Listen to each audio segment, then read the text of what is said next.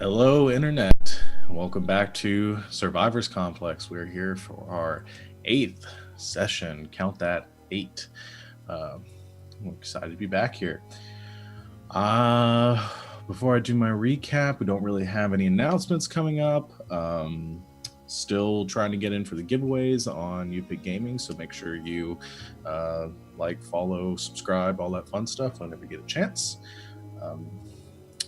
Otherwise, we're going to be doing some follower one-shots coming up soon. I'm going to be DMing one on the 25th, so make sure you get entered to get into that giveaway. Otherwise, I'm going to go ahead and jump into our recap unless anybody else has any comments to make before we get started. Tomorrow they have the start of Paranoia is tomorrow. That is right. Paranoia starts tomorrow, and Savannah and myself will be players, troubleshooters in a game run by Mental. So check that out. But thank you for that reminder. All right. So I'll go ahead and get into our recap and we'll begin our session. So the last time that we all saw each other, the adventurers that had made their way to Graldar to help stop the progression of the Olndokir Empire had finally begun their journey south into the wilds of Graldar to seek out the city of 10,000 Steps, the Tabaxi capital. They encountered a number of strange creatures and events along the way, suffering from strange visions, and eventually coming across a disturbing sight, a creature called an Oni, which had been abducting and killing children in the area just south of Farcomber's Pass. As you began to investigate this and were sent to deal with this problem, by the... my phone went off. By a group or enclave of tree folk in an area called the Meadow. This treant sent you out to deal with the problem, take care of the Oni as recompense for killing some of his followers. You traveled to Waterroot and began your investigation there, befriending and or irritating some of the townsfolk based on your actions, and eventually you encountered the beast itself. It was a hard-fought fight with one of your companions, Sadel, just narrowly escaping certain death at the hands of this creature. You were able to defeat it, and as it died, you liberated the town of Waterroot once again. At the conclusion of that, returning to the Meadow to report that you had dealt with this creature, you began your final journey into the World Child's Cradle, this caldera at the center of Graldar, and towards 10,000 Steps. And as we ended our session last week, you had just arrived within the city after 5 weeks of grueling travel through these jungles, and had made it to this ruby-tinted ziggurat at the center of the city. One of the Tabaxi nobles came out to welcome you, seeming to be expecting you, and asked you to journey inside to come to the council chamber to meet the Tabaxi elders and the delegation from Olndokir, which had apparently made it to the city a few weeks before you. So that's where we pick up, as we see your group making your way up the steps of this ziggurat before you, and up towards an opening above, this older Tabaxi leading the way. The older man turns behind you, his graying whiskers kind of twitching in the wind, says, "Oh, I trust your journey wasn't too difficult. Everything go all right? We hadn't received word or traders from the fort for many weeks now." That was an issue with the Grong small uprising, one of their leaders getting a bit up and above the rest. We were able to take care of that. You should start seeing traders soon, though. Oh, good. We've dealt with Grung here as well. It's been some time. We chased them out of the cradle many years ago. So that's good to hear that things will be moving as they were once again. During your time here at the Garnet Sanctuary, if there's anything we can do to help you, you are welcome and honored guests among our people. Did we get his name? I don't believe so. Hold on, I have to get Lucius's voice back in my head. Excuse me, but and he is talking in what I guess is like broken tabaxi. Could I get your name? I know we did not. I am Lucius. I did not get your name, and it would be an honor to get it. Oh, I am River. No, my full name is River Twisting Beneath the Sunset, but River is fine. I'm the council elder from the Crystal Water clan, so it's a pleasure to meet you. I'll be engaging in the talks with you as well. Crystal Water clan? Yes. At this point, you've made it to the top of this southernmost terrace of the Garden Sanctuary. He's beginning to lead you inside. I actually have a question. Sure. For the DM. Yeah. You mentioned it's one of the princes from Olndokir that's here, right? What was his name again? Prince Zinstor, Xinstor. Okay. Zolvornik is the last name or the family name. Is that a name that I recognize? Having made the trips to Karat and all that stuff? Zolvornik is a name you recognize. Okay. And you're familiar with the family name of the Emperor of Olndokir. As far as his son, which I misspoke last time when I was giving, I think it was Kyle, the information. He was second in line to the throne. I think I said fourth in line. Got my numbers confused. But yeah, you're not familiar with his name or him exactly. Like he wouldn't have ever, or any of the actual family probably wouldn't have ever been there. Not recently, no. Maybe representatives of the family. No one in the immediate royal family has been there for a while. Okay, but I know who that is. Yes. Thank you. Yes. Any chance? I mean, so when Olndokir came on Balavar, Lil's family had an interaction with one of the contingents. Any of it sound familiar to her? Yeah, you also being from the area, and most of you would know the name Zolvornik, and you know like who those are and the name that's being said, so you'd be familiar with that. And again, it's sort of the same thing where you've had some experience with the tieflings and you know a bit about them, and the emotions that sort of brings up as to how you feel about them. As far as the son exactly, you're unsure. You don't really the royal family outside of the emperor himself doesn't really have a whole lot of stance or infamy outside of Olndokir itself. Okay, thank you. Well, Can I just, as we're going in, I don't know who's next to me. I'll get Star, I guess. He's there. You know what we're doing. So, are you gonna do the talking? Who's gonna do the talking? I guess I should start, and perhaps Sadel could take up the slack after that.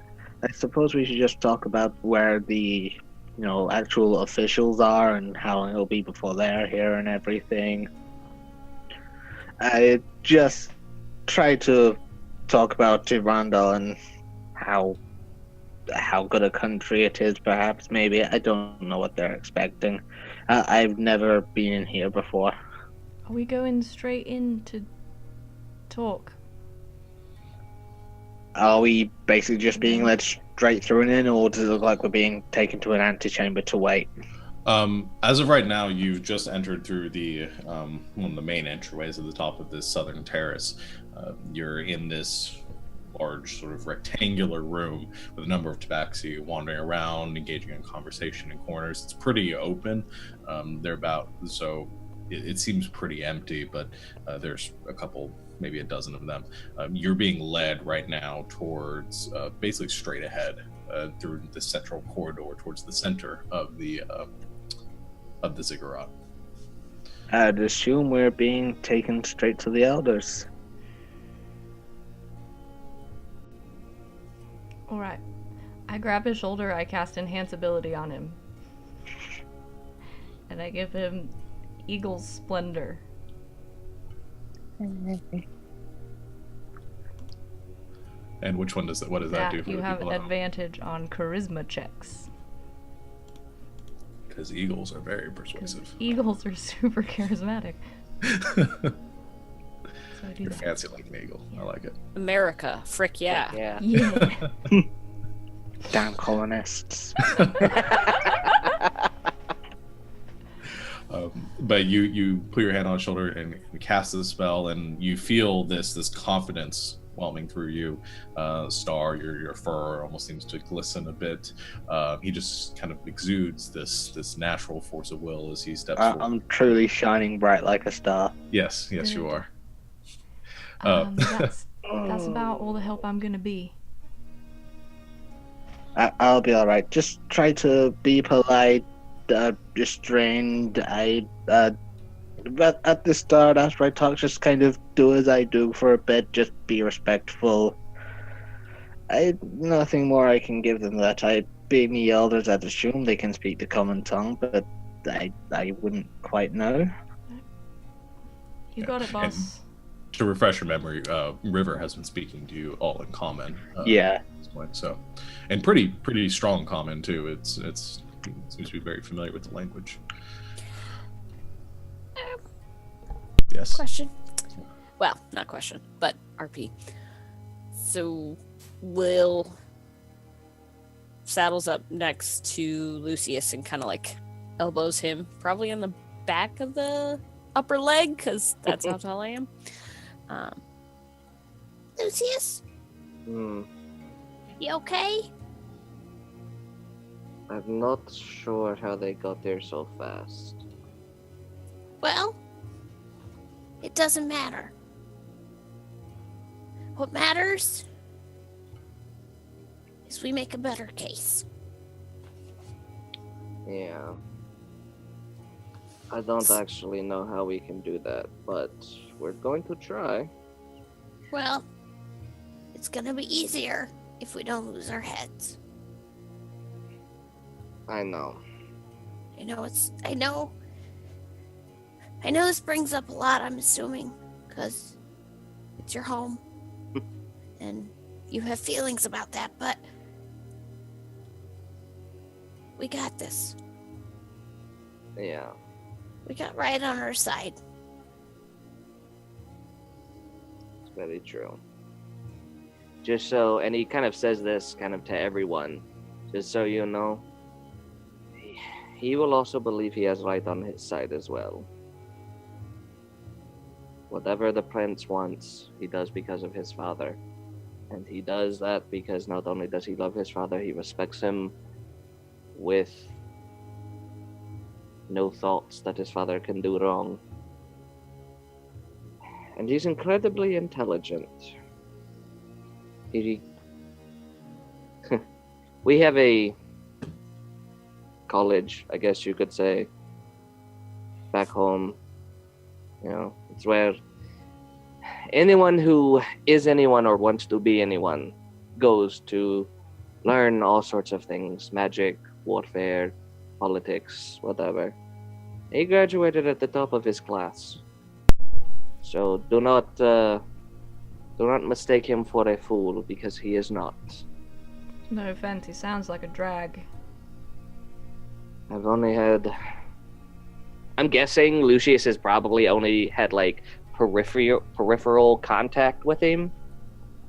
Yeah, you would know from your time at the Arcanus Imperium that the nobility, the high nobility, their classes and coursework, they're at a different track, different level than most of the others.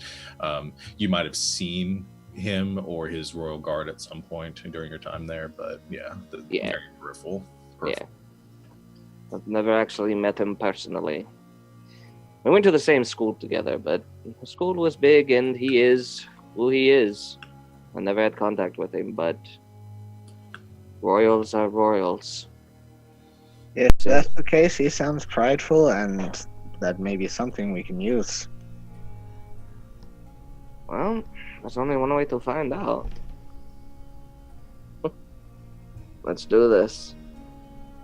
And go ahead. I was just saying, Lucius is very quiet, like more quiet than he usually is. He's kind of brooding at this point.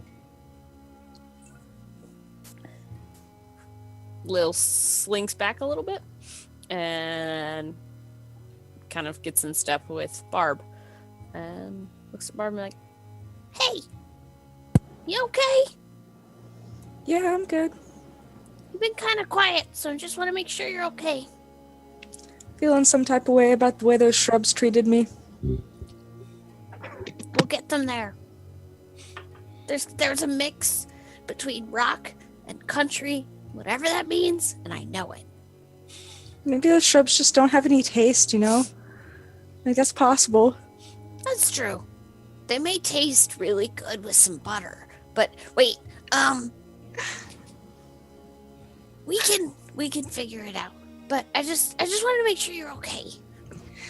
Yeah, I'm good. I guess I'm just kind of, thinking about, like, who I am as a bard, Like, yeah. Well, make sure the Great Lux is tuned up, because it may be needed. She sits there and she's like playing with her lute, and it makes an awful twang, and she tries to adjust it, screwing up her face. Star tries not to snigger, but does so. Okay, we'll just wanted to give everybody a pep talk, because that's what she knows how to do. Okay. So as you make your way through the ziggurat and you're led down a long corridor just straight ahead, you see other stairways leading up and down, other smaller hallways and passages leading off to the left and right, but this main corridor just proceeds forward and you continue to follow it. After about probably 200 or 300 yards, you come across a massive set of stone doors, which are currently sort of partially or propped open. They don't look like they're moved very often, but they're currently open enough that you can all move within them fairly easily. And as you do, you enter into a large amphitheater. They're this coliseum almost, with stairways leading down to a central chamber at the middle, or at the bottom, the bowl of it, where there are a couple pedestals down there as well.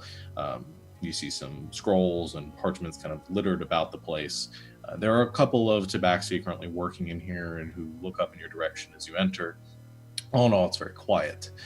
The tabaxi escorting you, River, leads you down to the bottom of this amphitheater and looks back towards all. He says, "Oh, all right. Welcome to the council chambers. This is where we will meet in a moment. Do you mind waiting here for a bit while I summon the rest of the council and the Olndokir representatives as well?" That should be fine. Gives us a chance to catch our breath.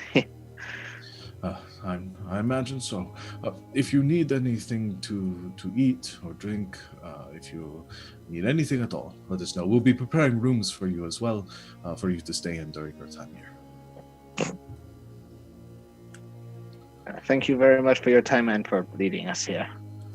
You as well, brother. And gives a nod and begins to head back up the steps and out of the room, leaving you all in relative quiet for a while.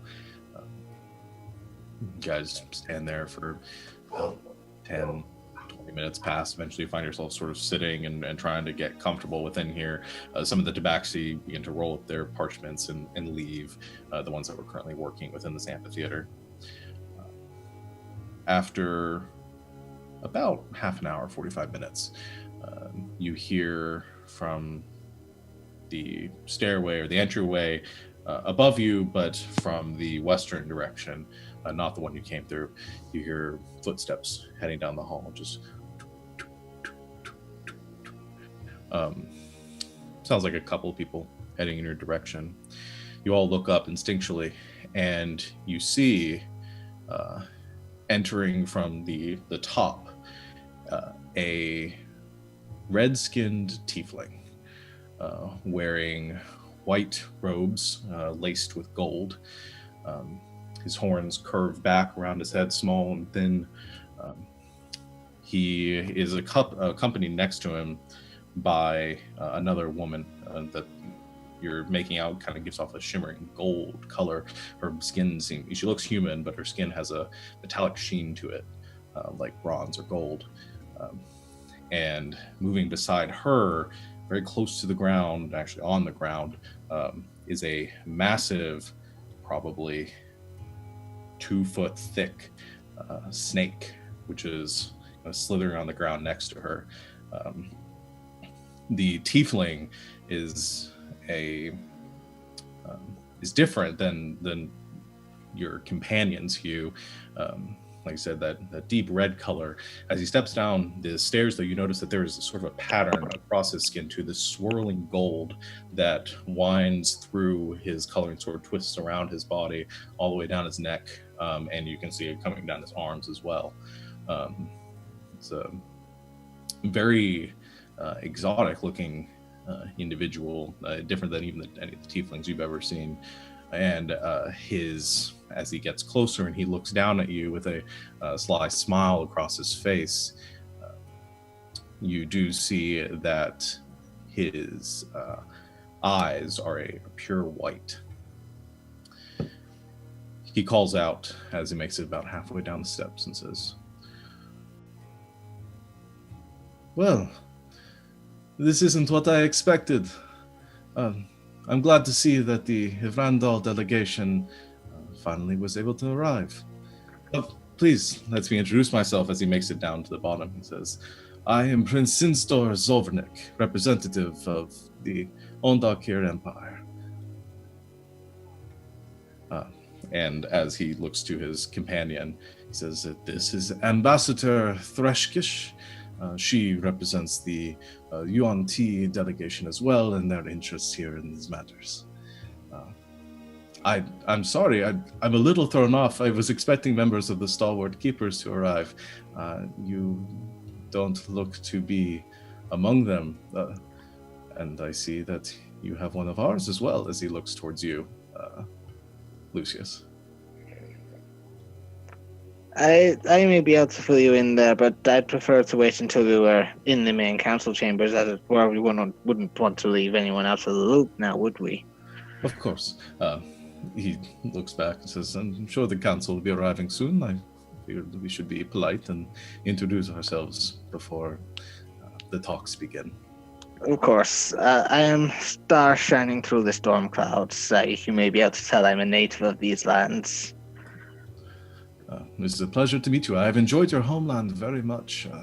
The hospitalities they have offered us have been more than accommodating. We treat guests as we would wish to be treated ourselves. And I look down to the snake and I must say, we do not get serpents like this here. This is quite an amazing creature.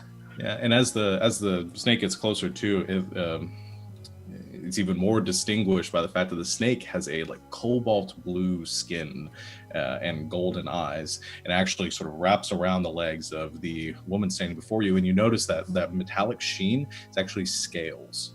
Her face is, like I said, it's human. She is by all means human, except for the gold scales crossing her face. She gives a smile, and you see the slits on her eyes, the snake-like eyes she has as well, and she gives a nod. She says, "Now, this is my companion, Sheshra. He has accompanied me throughout my travels here. Oh, I'm sure he'd be a match for many of the beasts you may have fought on your way here. The jungles can be quite perilous. Ah, I believe they are. Luckily, we were able to avoid any major setbacks. Of course, I'm sorry I'm taking up all your time. Friend, shouldn't you introduce yourselves?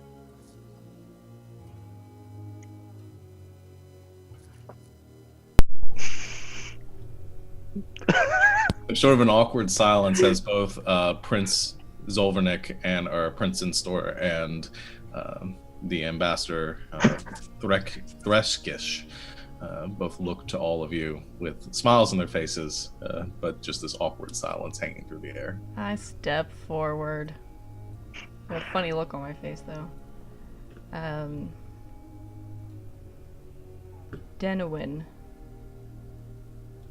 of Nelsfree. You see Prince Zolvernik kind of tilt his head back and smile. He's like, we haven't met many Tritons. I haven't been able to do much business with them, or my father hasn't. We are engaged in things as well. I'm It's aware. a pleasure to meet one of you on the surface, though. If we have a chance, I would love to speak with you further about your cultures and learn as much as I can to help engage in our negotiations as well. Of course.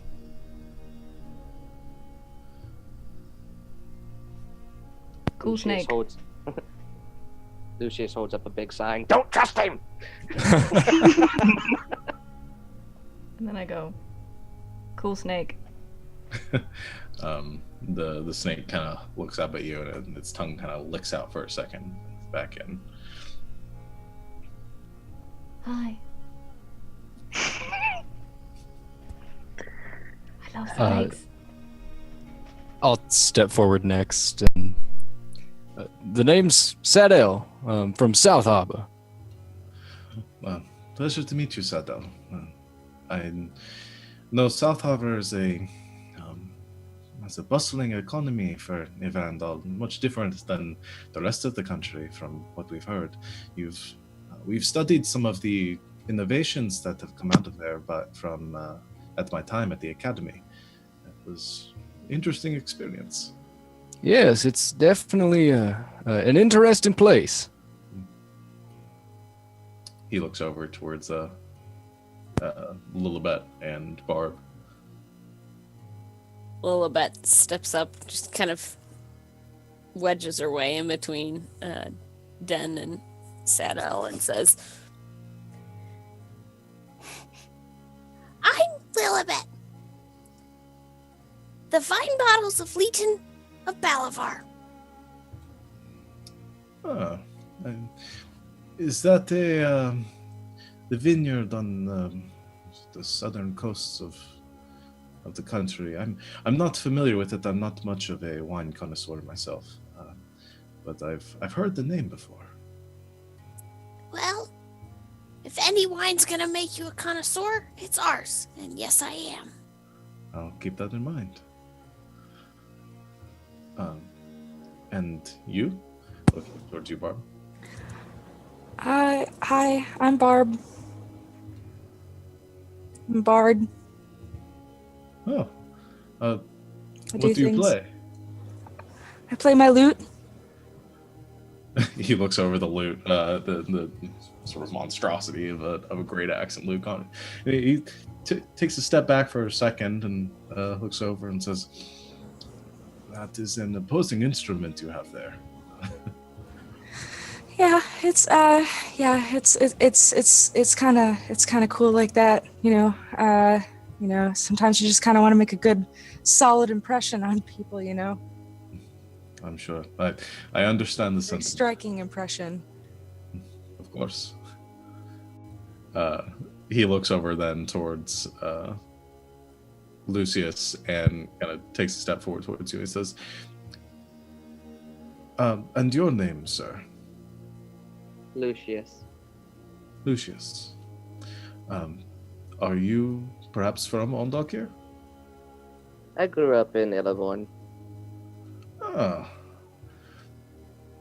I don't believe. What is your family name? I have to check this because I wrote it down. Akos. Just looks at the handwriting on his forearm quickly. Akos. Ah, I see. I remember there being some talk of a rogue noble from the city that had disappeared. You were in the military, correct? For quite some time. Ah. Well, it's good to see you're doing well for yourself. Believe we are not here to make any accusations or arrests. I have no authority to do so, nor do I have any interest. Your reasons are your own, but it's good to see you. He steps back and looks towards his companion and says, Rending! No, a joke. He takes a step back towards his companion and says, well, I believe we have taken enough of your time, and I can see that perhaps I might be making some of you a tad uncomfortable.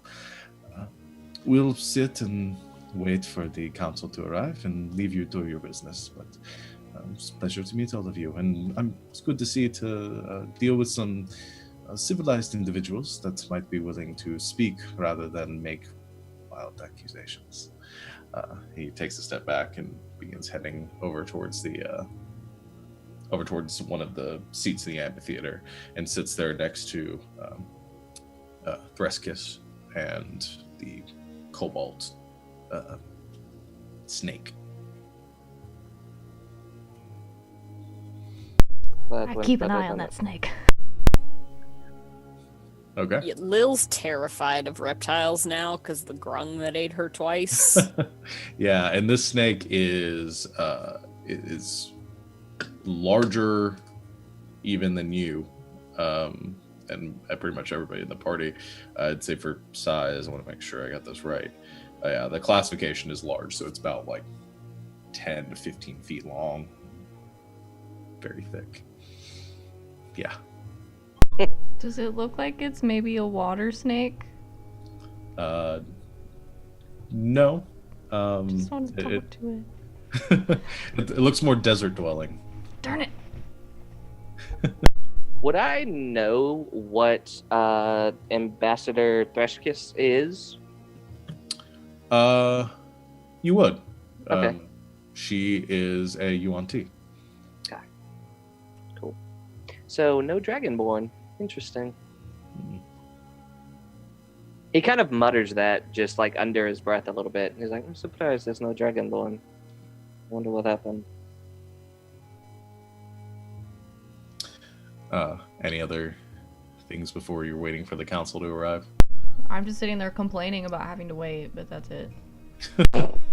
Lil's nervously, like, kind of walking in between all of her friends. She can't sit still. Okay. You wait for probably another 30 minutes or so, and after that time passes, you see the prince and the ambassador waiting there while patiently just conversing amongst themselves.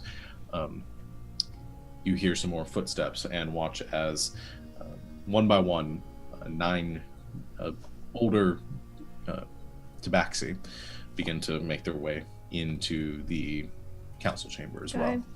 Very quietly do enhance ability again. Okay. Since it time right now. Okay, yeah. You see them, they come to the bottom one by one and begin to converse amongst themselves. Many of them come up to you and give a nod and introduce themselves, and for the sake of not having to do this a million times, have you introduce yourselves. But you're introduced to the 9 heads of each of the Tabaxi clans. You already met River from the Crystal Water clan. There's Fog clinging to the moors, or Fog from the Smoking Valley clan. Stone sleeping among the sky from the Bright Moon clan. Storm thundering through the light, towards the light, from the Screeching Gale clan. and Claw reaching through the tempest from the Soaring Cloud clan, Panther prowling across the night from the Grasping Talon clan, Ruby shining among the lagoon from the Hissing River clan, Dune lying under the falls from the Growling Cavern clan, and then finally, the sort of leader of this council, the head of this council, you meet Emerald freezing in the valley from the Swaying Tree clan. They all begin to find their seats, and one or a few of them remain standing. It's sort of an informal conversation. There's not really, you're used to in many of your home countries when you're in any sort of political state, the sort of inverted from this, the people of importance sitting atop podiums or large balconies. Here, all the important people are at the bottom, while the other tabaxi, kind of here to observe, are sitting towards the top. After a moment, Emerald after he introduces himself, says, "It is a pleasure to meet all of you. I'm thankful that we have been able to bring this gathering together after such a long wait. Well, I'm sure that you each have your proposals to make and the discussions to begin. How should we proceed?" You see Adam kind of stepping forward before anybody says anything. Prince Olvernick, or he steps up and says, "I believe since they have arrived so recently that the delegation from Evrandal, I would wish to give them the first opportunity. You have heard many of our proposals already, and I do not wish to waste anyone here's time." No coin toss? You're muted. Thanks for that. I step forward. I thank you for being so gracious. It's truly an honor to have met you, and to be meeting you as well, elders. And I guess it'd be some kind of respectful bow or whatever. Hey, thank you for seeing us. But first, there is something I must bring to your attention. After all, we are not the true delegation ourselves. We are merely sent to clear the way forward for the others. Unfortunately, due to some of the hazards of the jungle and in some cases old age on the part of others, their journey is taking a while. With any luck, they should turn up here within a week or two. We apologize for the longer wait. We did hear that there were some issues, and he looks over towards River, gives an understanding nod, and says,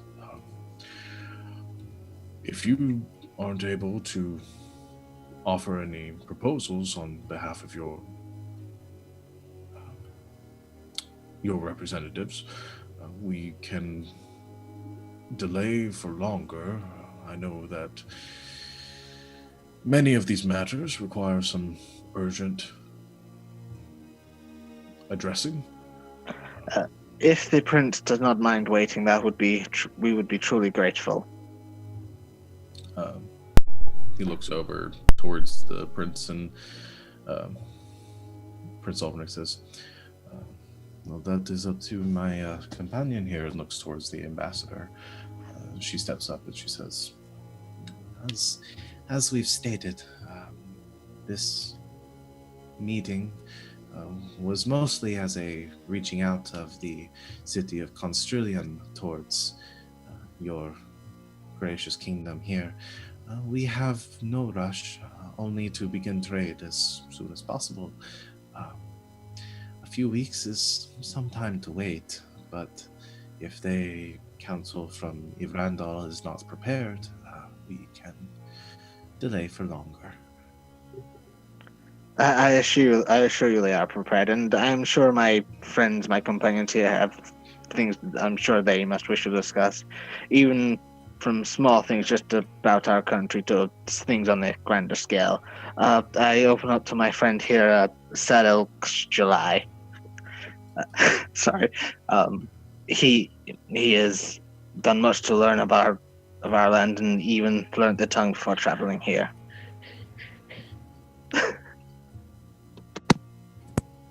Hello. I'm Sadel.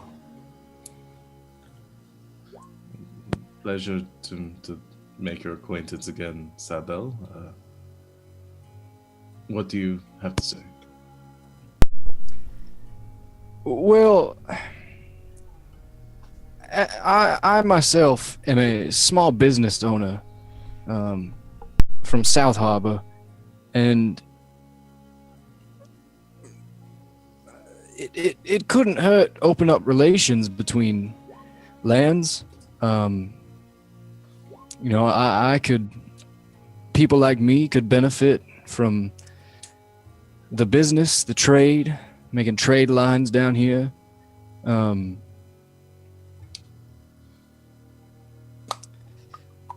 Also, and he reaches in the bag of holding to grab the letter. I have the seal that's addressed to the council. Okay. Do you hand it over to them? Yeah. Okay. And I assume you guys haven't opened this. Okay. The Well, no. the tabaxi before you takes the scroll from you, looks over and breaks the seal, unrolls it, reads it for a moment, and hands it over to the other council members, who one by one do the same.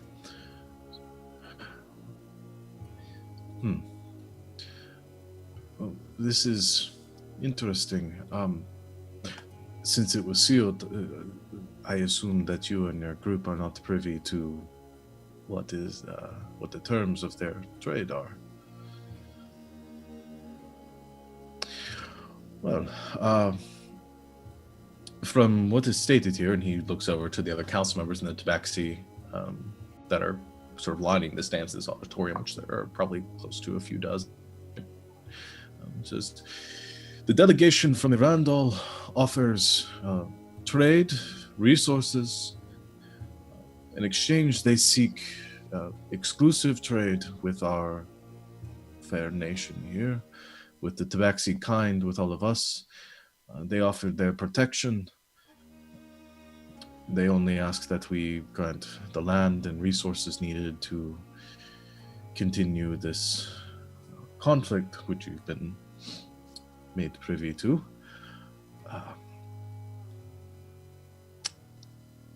I think that this conflicts slightly with what Prince Olvernick you wished to offer and engage in as well. And Prince Olvernick steps forward and says, yes, I will elucidate our friends here and on the terms of our agreement. I have been sent by my father, Emperor Othshal Zolvornik the Unfaltering, to engage and aid the Yuan-Ti city of Constrillion in their offering and trade with the great empire of Graldar. The only terms that we seek are to engage in trade, or that you will negotiate trade with the city of Constrillion and the Yuan-Ti. We do not seek exclusive trade with your people. You are free, and if Randall wishes to trade with the Tabaxi as well, we do not mind this, but we simply wish to engage in relationships and in relations with the Tabaxi moving forward. That is all we ask. I believe that, and I do not wish to speak poorly of your superiors, these demands by Ivrandal are very severe and would only seek to plunge Graldar into the middle of this unnecessary conflict. We do not seek to use the Tabaxi for any military purpose, only to begin relationships with them and engage in free and open trade. Can I inside check this guy? Sure. I don't like him. 25. Okay. And I'm doing an insight as well. Okay. I got a whopping 14. All right. Everybody except Savannah remove their headphones. Just for a second. Oh man. Okay. You can tell from the way he's speaking and what he's saying, and it throws you off. He's being entirely sincere. That's what I was afraid of. Is not seeking any other alternate. As far as you can tell, there's no ploy here. Everything that he's saying seems to be open and honest. Okay. Okay.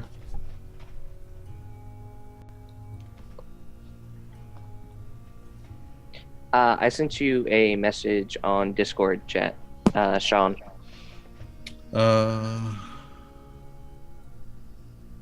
Okay. No, things were different. Okay. In that circumstance, Cool. Unless you wanted to be secret, I can tell you. I can explain that a bit. No, it was just I wanted to know, like, before I said anything, I wanted to know if, like, that's how it happened, or was it just a invade? It was more long term than that. It Okay. was over the course of time. There was a lot of conflict there based on the grass lords of Balafar and all Okay. that. It was a little bit different. Gotcha. Excuse me, Your Highness. If you're done, I don't want to interrupt. Please, I've had too much time to speak as of late. Please, go ahead. Being a prince and all. You keep saying the word relations and like relationships, and you want to build relationships with the Tabaxi people and all that. Can you tell us what you mean by that? Because, and I don't mean any offense, but some of us have seen firsthand the relationships that the people of Olndokir have had with other countries, like Balavar, where my home protectorate is, and they can be a little concerning. I understand your concern. It is a difficult thing in knowing where to begin with this. Much of what is said about our people, I fear, is not accurately depicted. He looks over to you, Lucius, as I assume that happened. And Oh yeah. he doesn't lose his smile, but he looks over to you and he says, I understand that things are complicated. Our relationship with Balavar and what transpired there, that was a long-standing conflict. The Tiefling, our people, our clans have been, as you say, Murdering indiscriminately, burning cities to the ground, killing children, bringing people into slavery. I can go on. and if you wish to, you may. I do not stand here to exonerate or to support the actions of some of the members of our people. They have a great amount of resentment within themselves. As you know,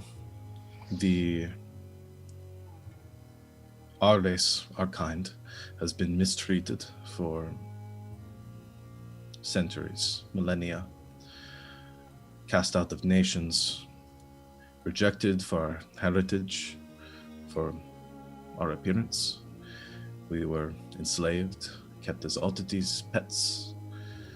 We were treated in much the same way as you say now. It wasn't until my great ancestor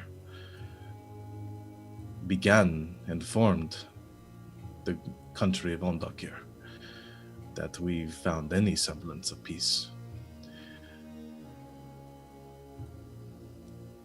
It is then, and that is where that conflict with Balavar and the grass lords, the Khans, began. They did not like losing their pets, their property. And that is where that conflict began.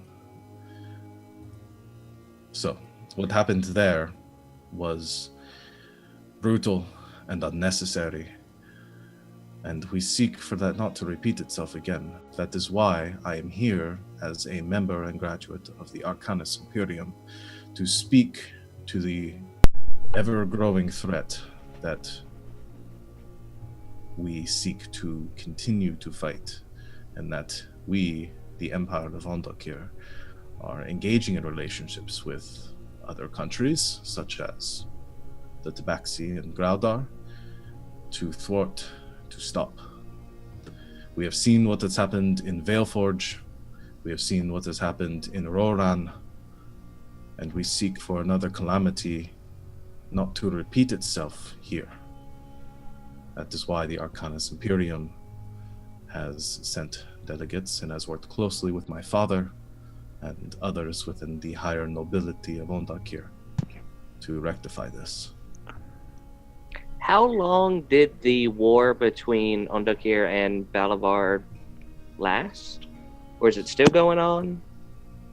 You mean how long was their occupation of it, or how long had conflict just existed between Balavar? I'm gonna say the occupation, because the resentment and everything could be hundreds of years, but the actual yeah, probably, I mean, probably been what, like 30 years? The occupation, has been about, let's see. Yeah, it's been about 30 years since the war, since that official war began. They began to sort of begin to aggress against Balavar. Before then, Balavar had raided the country of Olndokir for some time, and there had been sort of this continual conflict between the two. So is the war between Balavar and Olndokir still going on? No, it's over because Olndokir won. Okay, cool. I was just making sure. Yeah.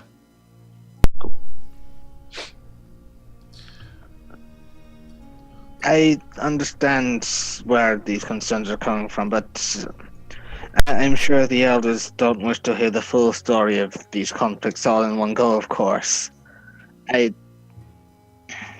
As things have gone, I hope you don't mind, elders, would you mind if I took the chance to show my companions, my friends around the city?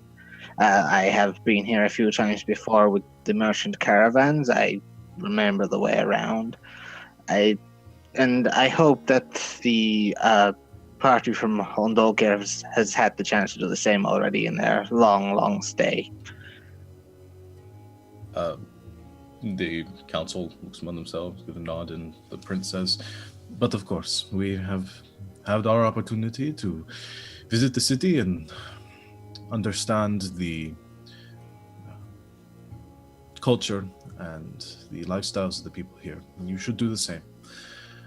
I only wish to know, and I wish to express this to Ivrandal, to the Ivrandal delegation, and all of you as people as well.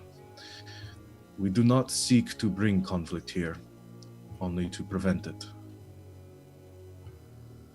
That is all I will say. And yet that seems to follow you wherever it is you go. We thank you very much for your explanation, Your Highness. Of course. I elbow Lucius really hard. He says and if you wish to speak further on this, person to person, face to face, you may find us here. We will be in our quarters in the Ruby Palace. We do not need to take up any more of the council's time if there is any further matters you wish to discuss. It has truly been a pleasure to meet all of you. And he looks back to the council and he gives a nod and a bow, and he says, and thank you for your time as well. If you have more time, You had said you wanted to speak to me. That is true. Your friend was going to show you around the city. Do you wish to speak now or later? I'll catch up with them. Of course. We can speak in private if you wish, or talk openly here. I'll follow you out. All right. He looks to Threskish and gives a nod to her as well, and she sits down, or she bows out and leaves the room in another direction. And he looks to you, Dan, and kind of motions out one of the side passageways towards the bottom. Before he leaves with Den, I give Den the directions to a nearby tavern or congregational drinking area, or whatever the equivalent would be. Yeah. That would be nearby-ish. Yeah, there actually is the Golden Square. It's just off the southern terrace of the Garnet Sanctuary. Is sort of the central meeting area or town area for the city. So yeah. So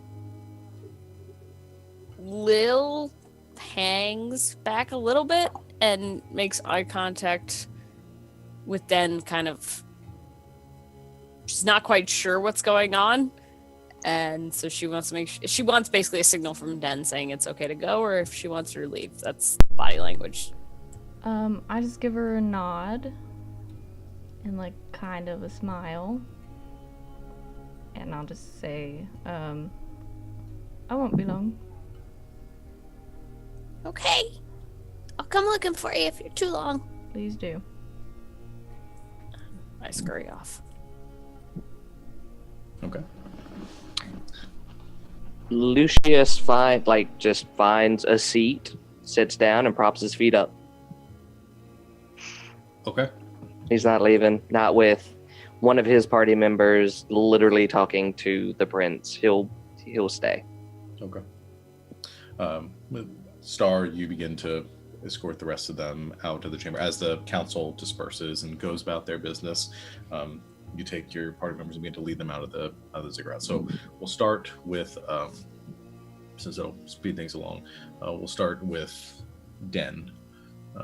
So Prince Ulverneck sort of leads you, walks beside you out just about 20 feet down the hallway, just enough to be out of earshot, not of eyesight of people, and looks to you curiously, still with a smile on his face, and says, so I know that things became a bit heated in there.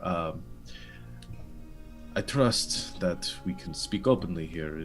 What is your concern? What do you wish to speak? Yeah, no hard feelings. I'm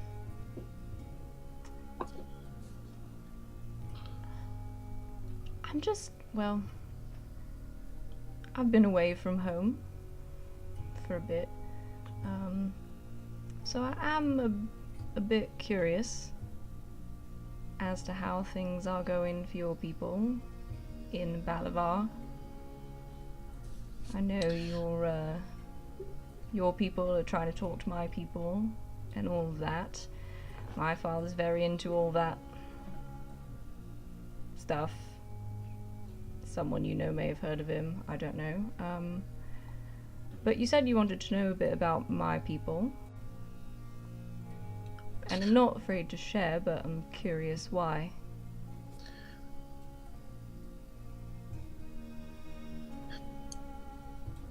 As far as our relationships with the city of, or the protectorate of Nelsary and the Triton, we haven't been able to engage in many talks at this point. We've had small meetings on neutral territory. Nothing openly, no open hostilities, thankfully. It seems that the Triton, or culture, wishes to maintain their privacy, which we respect. I know a bit about your history, if you don't mind, though I'm sure that there are things I still need to learn. I know that long time ago that your people traversed the plains and came to Sartia. Is that correct? Yeah, that's true. And your city is built on a rift between the plane of water. Not my city.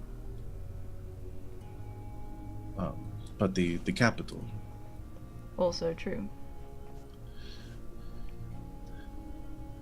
How have you been able to keep it safe? To keep the monstrosities and the elementals from crossing over?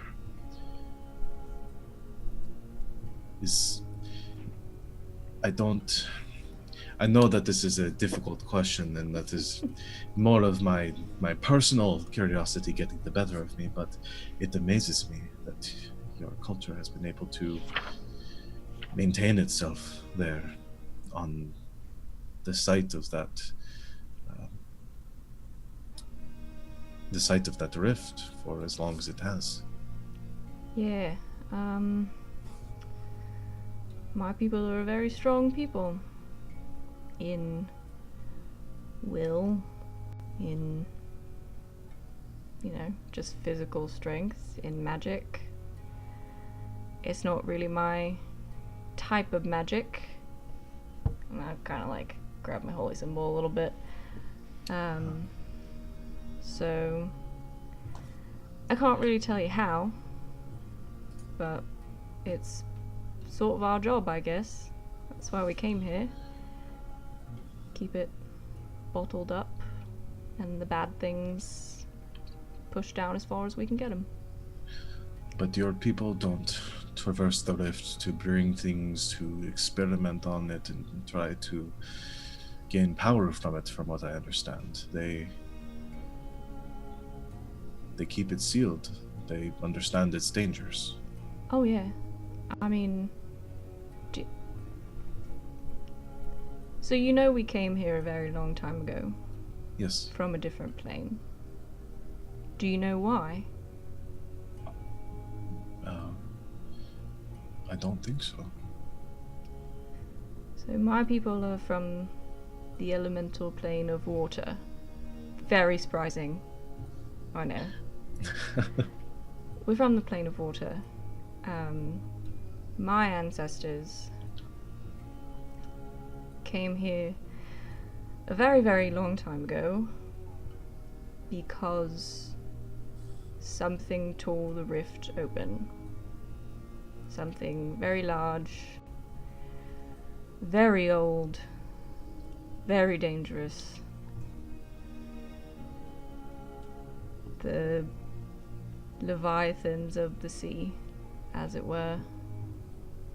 You heard of a kraken? I have read about them, yes. Things like that found a spot where, I don't know, a hole between the planes could be torn open, and they came here to our world, as it is now, to Sarthia, and posed a great danger to the people here, to the people living here on the surface. And my people are protectors and are sentinels, and had been locked in conflict with the very large, very bad things for a very long time, and couldn't stand by and let them hurt other people. So we came here, fought some, killed some, sent the others into the dark, dark depths where they live now, and sealed the hole. That's what they teach all of us.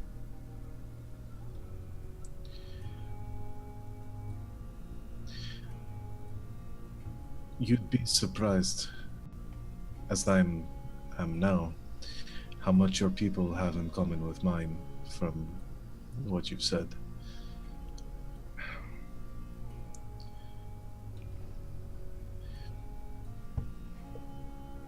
I can't speak more on it here.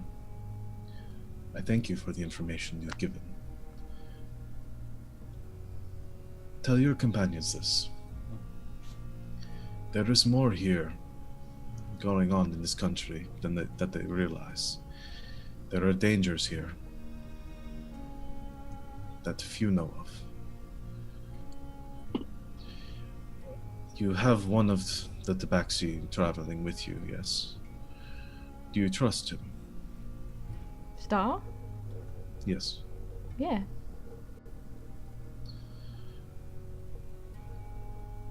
If you wish to speak further on this, and you can convince them that we might have a similar goal here,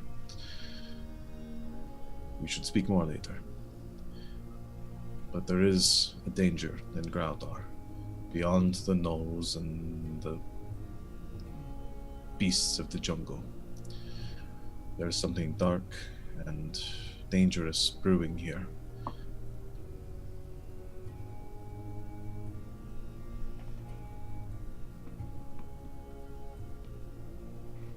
I insight check him again. Sure.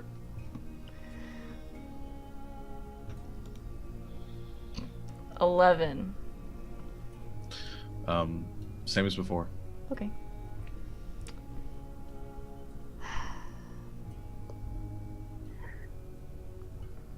Where can we find you?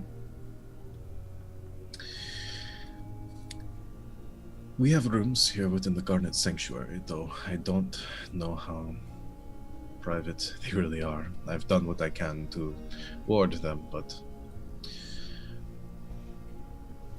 at the top of the ziggurat. I will be there at the rise of the moon tonight. If you wish to speak, we can do so there. All right. Your Highness. I don't mean to pry, but you're from Nilsri. Yeah? You have family there? Yeah, quite a bit. What is your clan's name?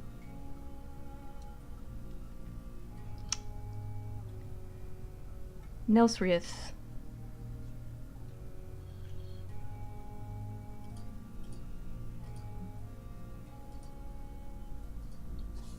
Pauses for a moment.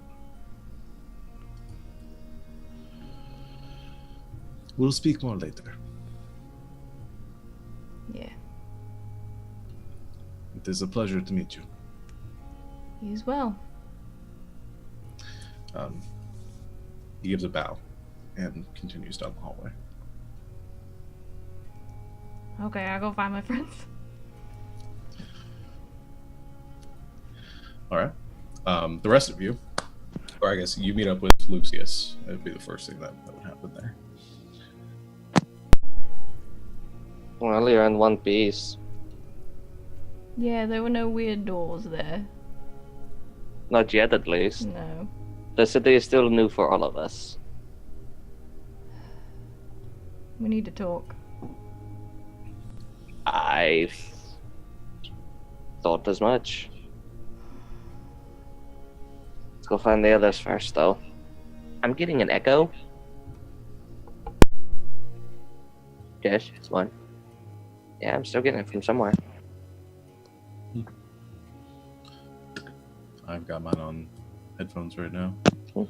This Okay, is me. never mind.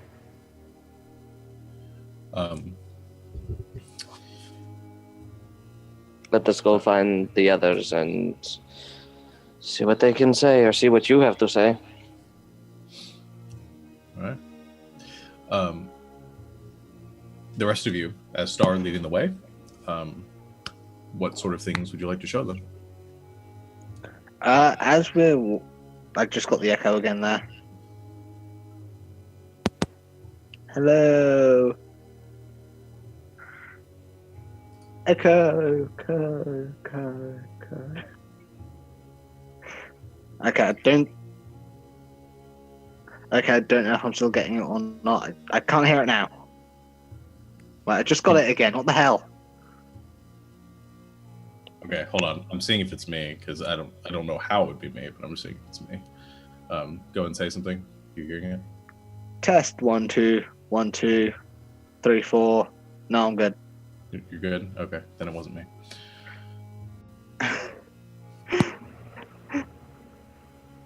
As we're walking through, I am just showing them some of the sort of tallest sites or towers in the city. So anything we walk past, like, that just looks interesting, buildings of certain notes, like, this is a merchant's, oh look, a blacksmith over there, and just basically taking them straight to the Golden Square.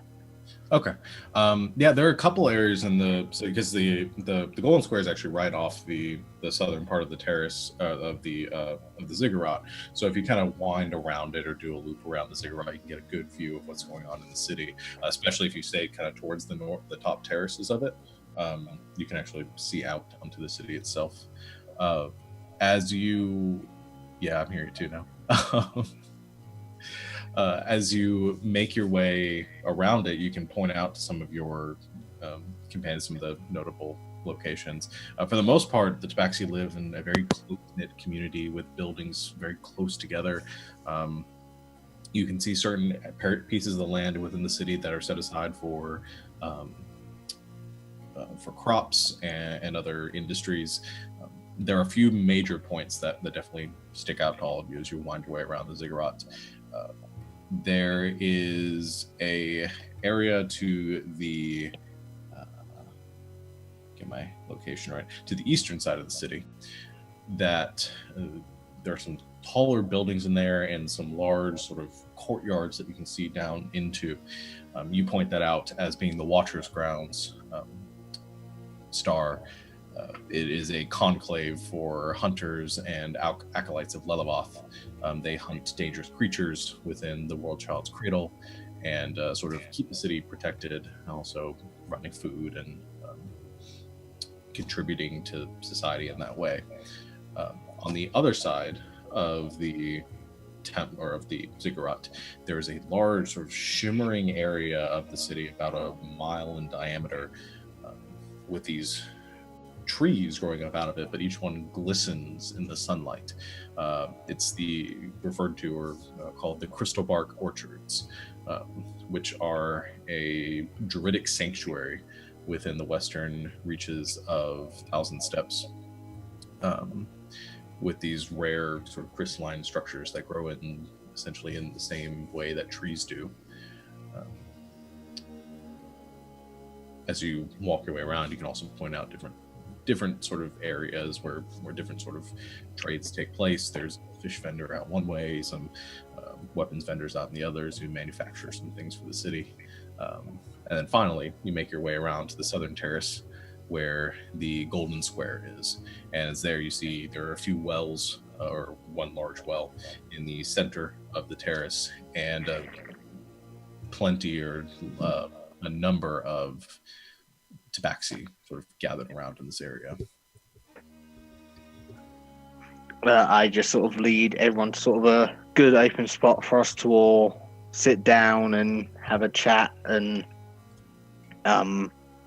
interact and talk, basically, just where there's an open space. Okay. And I'll say, with you guys making your way around and spending the time doing that, and then Den and Lucius, you guys just heading straight there. You actually probably get to the Den and Lucius probably get to the Golden Square before your group does. And as the rest of you approach, you see Den and Lucius sort of waiting there, talking. They're standing and conversing, I imagine. Nope, utter and complete silence. That's fine. They're just facing out, just staring out. Yeah. Nothing. You beat us here. Well, we did take the long way around. Everything okay? Yeah, we need to talk about some stuff. I know a great restaurant where we can do that later, if I remember the way. But first, I propose we sit and drink and celebrate just being here.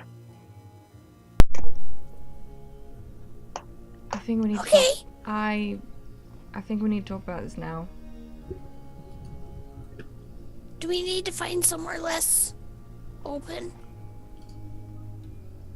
Probably a good idea. Yeah, I mean, a bar or something would be great, but You never know who's overhearing. I think there's a good little. It's in the back alleys, but there should be somewhere we can talk without being disturbed. And I'll lead them to what, from the things in my backstory, to one of the places I was taken as a child I probably shouldn't have been going to. Okay. Somewhere seedy in a back alley where people don't like being overheard. Okay. There is a small sort of meeting house area over just at the edge of the what was the word I'm looking for? The Watcher's Grounds, where there are some of the more rough and tumble of the Tabaxi gather, trade war stories, to barter some of the goods that they found out in the out on their hunts. And it's it's about as seedy as it gets within 1,000 steps. And it's a covered area, plenty of tables around, people kind of sitting at the tables having either drinks or comparing like different trophies and stuff that they've claimed during their hunts of the day. And you guys can find some kind of away from that and a little bit in the middle of a couple buildings to talk privately.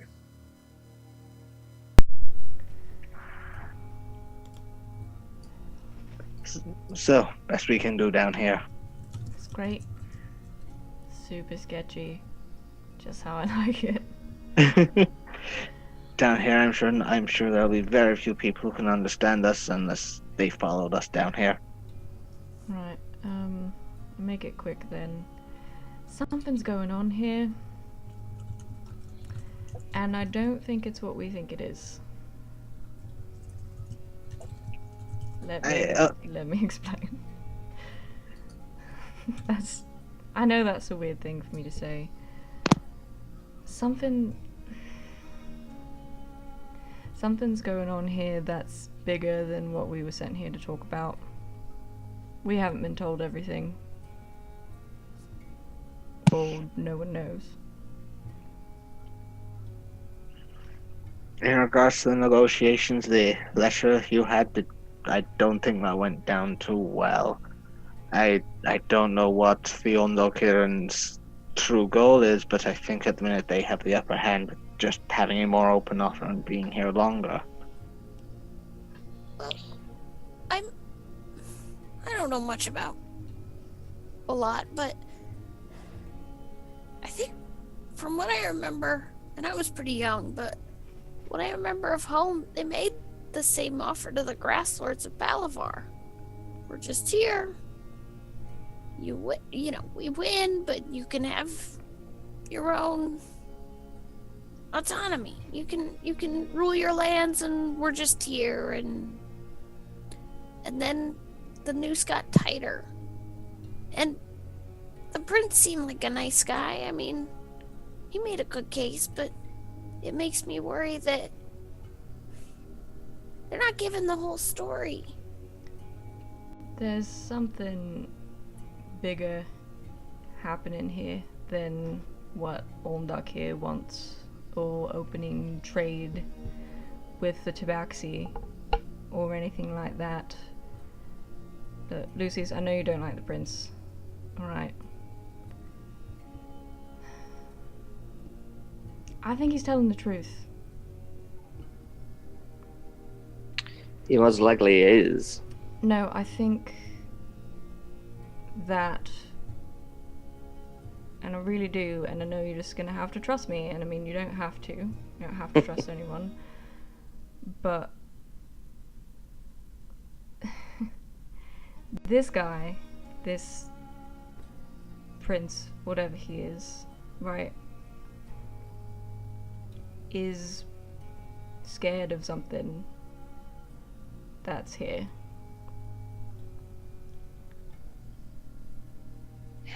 I don't know what it is.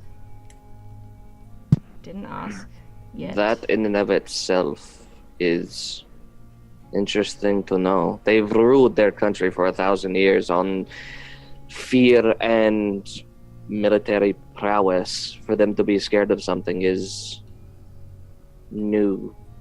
When he says that he is here to help protect Graudar, help protect the Tabaxi, and to keep something bad from happening. You guys, I know I sound just batshit crazy right now. Alright, and I don't say stuff like this, but this guy's telling the truth. And he wants to talk to us about it. Away from the council. And I think we should talk to him. Well, Because if there's something going on that's bigger than all of this Olndokir, Vrandol stuff, that is really, really dangerous, right? That's sort of, my people, that's like our whole thing. Is protecting people, and I think we should at least go talk to him. He wants to talk to us tonight, on top of the ziggurat, when the moon is full. I don't know, he said something very dramatic like that, but tonight, there's a moon involved, whatever. He wants to talk to all of us, and I think we should go. And it could be a trap, and I know that, but I just have a feeling that there's something bad coming for everyone. my only thing is, I would like to know the entire story, or at least the story that they want to tell. And yes, if there is something bad here, we need to figure out what it is. But we also have to be open to the fact that they want to stop this to figure out how to use it later. Because if it is something they can use, the Emperor probably will. Oh, I know. And that's why I didn't really tell him anything you can't... he asked me about my people and stuff. I didn't really tell him anything you can't read in a book. Does that statement, worry me in any way, Sean? What? When she's like, well, he asked me about my family and kind of, my people and stuff. Does that kind of seem weird in any way? Like he's looking for information for a reason, or was it just kind of being nice? Nothing about that would necessarily bring up anything. I'm really exotic, so... Right? Yeah, you guys, I don't trust people, and I don't like this guy, right? He's just skeevy and weird. But I think we should go talk to him tonight, because I don't get the impression this is something that he's going to tell anyone else. Well, continue. We've come this far, and if you really think that we can help and there's something bigger going on, then I say we do it. And if he's full of shit, Sadel can just shoot him. It's very true. Well, okay. If you want, it's okay. Star. Mm-hmm. I don't know why we haven't discussed this sooner, but is there anything in your history, in your people's history, that could maybe explain what this might be? Is there some legend? Do you just really hate tieflings? Who are you talking to? Star.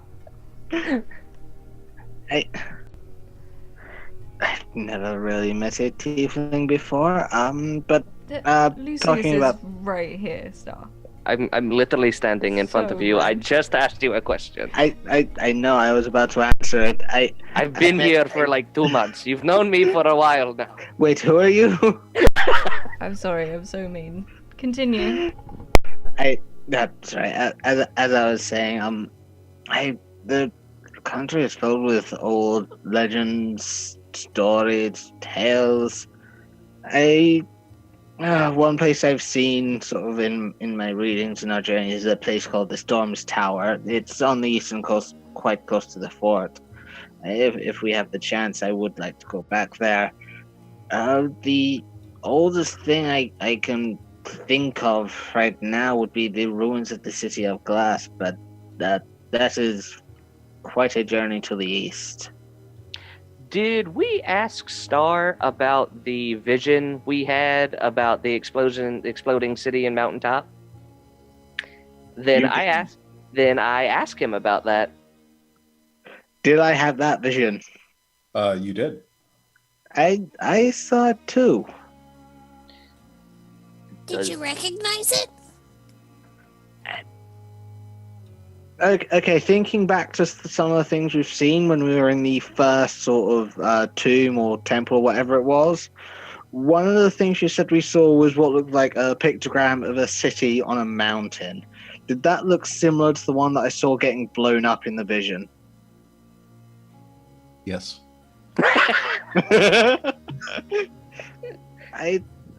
Not myself, but when we were back in the tombs, there were pictograms about something showing a city on a mountain. It looked like the one from the vision.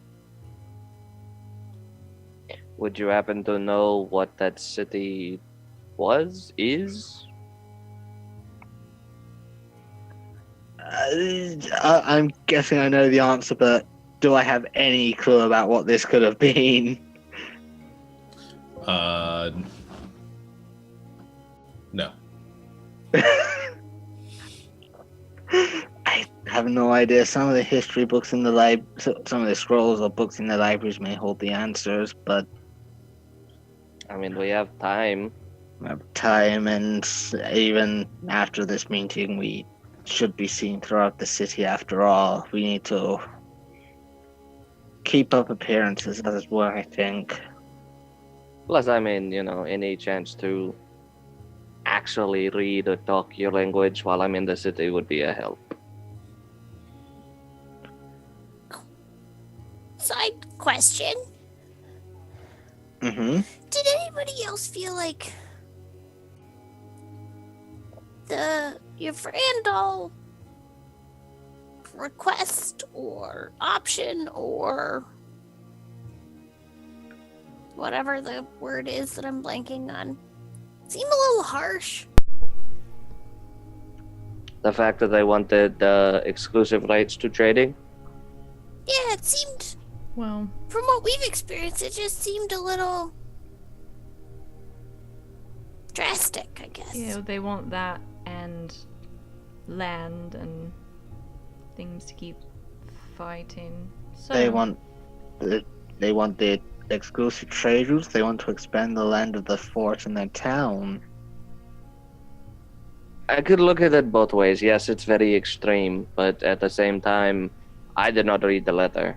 So it could have said anything along the lines of, we want just this land for the fort, and that's it. And the exclusive trading rights, I mean, to keep Olndokir out of Graudar, that might be what is needed. I just think, I think Lil's right, but The letter did not ring proper to me. If those were their demands, they should have delivered them in person first off. Trusting that to a letter isn't... well, it doesn't seem smart. yeah, well that's sort of what I was gonna say, but also I don't know, I just feel like for a bunch of people that know who Olndokir is and know what they do and say they know how they work. I mean, look, I'm not the brightest apple in the barrel or whatever, but even to me, that seems like... I feel like that's a bad idea. Like, I feel like if you know how they work, I feel like even we do a little bit at this point. Like, they're gonna come in and say, hello, yes, we want to be friends, and then like Lil said, like, slowly tighten the noose. Why would you Why do you start with an offer like that? I don't know. I'm bad at this stuff, but You would that start still with the, seems wrong. Like, it seems like that's not a very good plan. It could be as simple as something lost in translation, but it just, I don't know. In comparison, if I was a Tabaxi, heck yeah, I'm going with Olndokir, because that seems reasonable. Which is part of what makes me think that nobody's told us the whole story. Probably. Oh, okay. We need to get somewhere a bit more open. We spend too long down here. Anyone who sees could ask questions. So, we should go see the prince tonight. I agree with that. You lost your arm for us. I would trust your judgment no matter what. Thanks, buddy. As for now, we need to be seen in the city, interacting, talking. You need to be seen learning, as it were. Drinking. When the delegation gets here, leave looking through their things to me. before Don't we look through leave, their stuff. Okay. Sorry, Lucius? before we leave, I will just try to impress upon you something. Yes, the offer from Olndokir is incredibly good. And the opposite can be said from the other delegation. Give Randall. Whatever. But Sadell you is from there. Very nice. Star forgot who I was while I was standing in front of him. What's a tiefling? What are those horned things again? You know, the horny guys who are... How long have you had that? What she said. How long have you been waiting to I use feel like that? he's been saving that for He's a been while. saving that forever. I played a tiefling bard before. His main pickup line was, "Hey baby, I'm horny, how about you?" Well, We're gonna I'm move done. on from I'm that. done. See you guys later. Bye. Ew. Yeah, I mean, Lucy's. Here's the thing. We know. You don't... It's easier to become someone's friend and then stab them in the back. Treachery is so heinous because it comes from people you would not expect it. So, yes, you have these two groups of people telling you something, and the one is like, I don't want anything from you except for trade. That's it. And of course you take that, because the other offer is completely ridiculous comparatively. And within 7 months, you realize that it was too good to be true. That's why it irks me so much that Randall even made that offer. It's... In one way, I do agree with you. I think they should have opened with something a little bit less. You know, I did not read the letter. I don't know what it says. But if they are asking for land in country, other land in country, it might be a little bit too far. And it may come back to haunt them. But I can't make the reference that I want to because it doesn't exist in this world. But I wanted to make the reference of, you know, why Brazil speaks Portuguese and not Spanish, because the Spanish came in and was like, we're taking everything, and, you know, you're going to give us all of this. And the Portuguese came in and were like, we're going to help you, and we're going to do this, and we're going to give you food and blankets and all of this stuff, but you have to do this. Oh, you don't want to do this? I'm going to take that away from you. That's kind of the reference I'm trying to make, but I can't make that reference. Yeah, well, give us some credit. I do. I trust everyone, and I do agree we have to speak to the prince, and I will try not to snicker at everything he says. Well, to be fair, maybe... Yeah, we didn't read the letter, but maybe if Randall's offer was their bottom line. Like, they're not gonna mince words. They're not gonna negotiate. This is just their bottom line. I mean, When they they've get done here, a lot of good by us. when they get here, we'll ask. We will try to figure out if that is, like you say, the bottom line. This is what we want. I'm not going to try to overthink the situation. And besides, Star can just look through all of their stuff. Yeah, let's do that. Let's do that. Star, you should look through everybody's stuff, except that snake. That snake didn't look so. No, let's go Just- talk to the snake. What is I it with can you and speak with snakes? animals.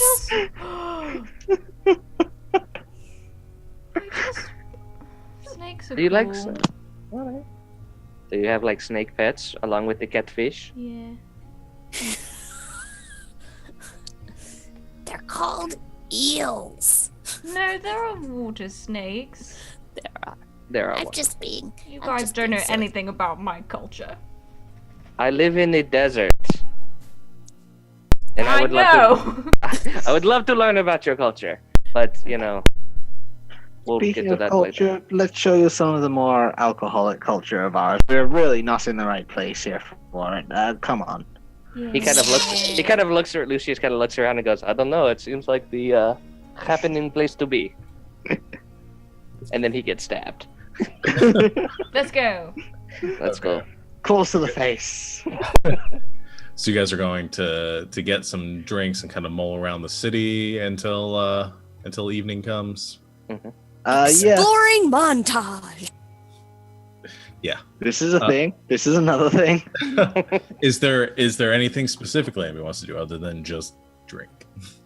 When we do go to a tavern or whatever, Lil's super interested in the local distilling fair. She wants to know Growldar's main alcoholic beverage, and she's super interested in that. And How do you talks make to- your booze? yeah, pretty much. What is the main basis of booze in Growldar? She wants to know. Okay. Anybody else? Barb would like to try to, take over music and start playing her lute for the tavern. Okay. Play all the things rather abrasively. Okay. So just trying to learn. So it looks like it's boiling down to just alcohol, pretty much, and music in taverns. Okay. So you guys do. If you don't want to stay at the one you're currently at, you go kind of wander around the city. You get to show them a bit more, and you get to see Tabaxi culture come up close and personal now. People pulling carts through the street, going up to homes, bringing any wares that they have, sort of trading in the open on the street. There aren't really merchants around.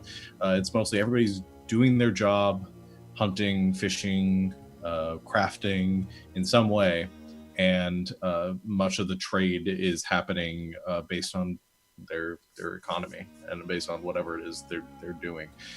Just this open bartering system. Much of it happening in the Golden Square, but for the most part, it's kind of happening all over the place.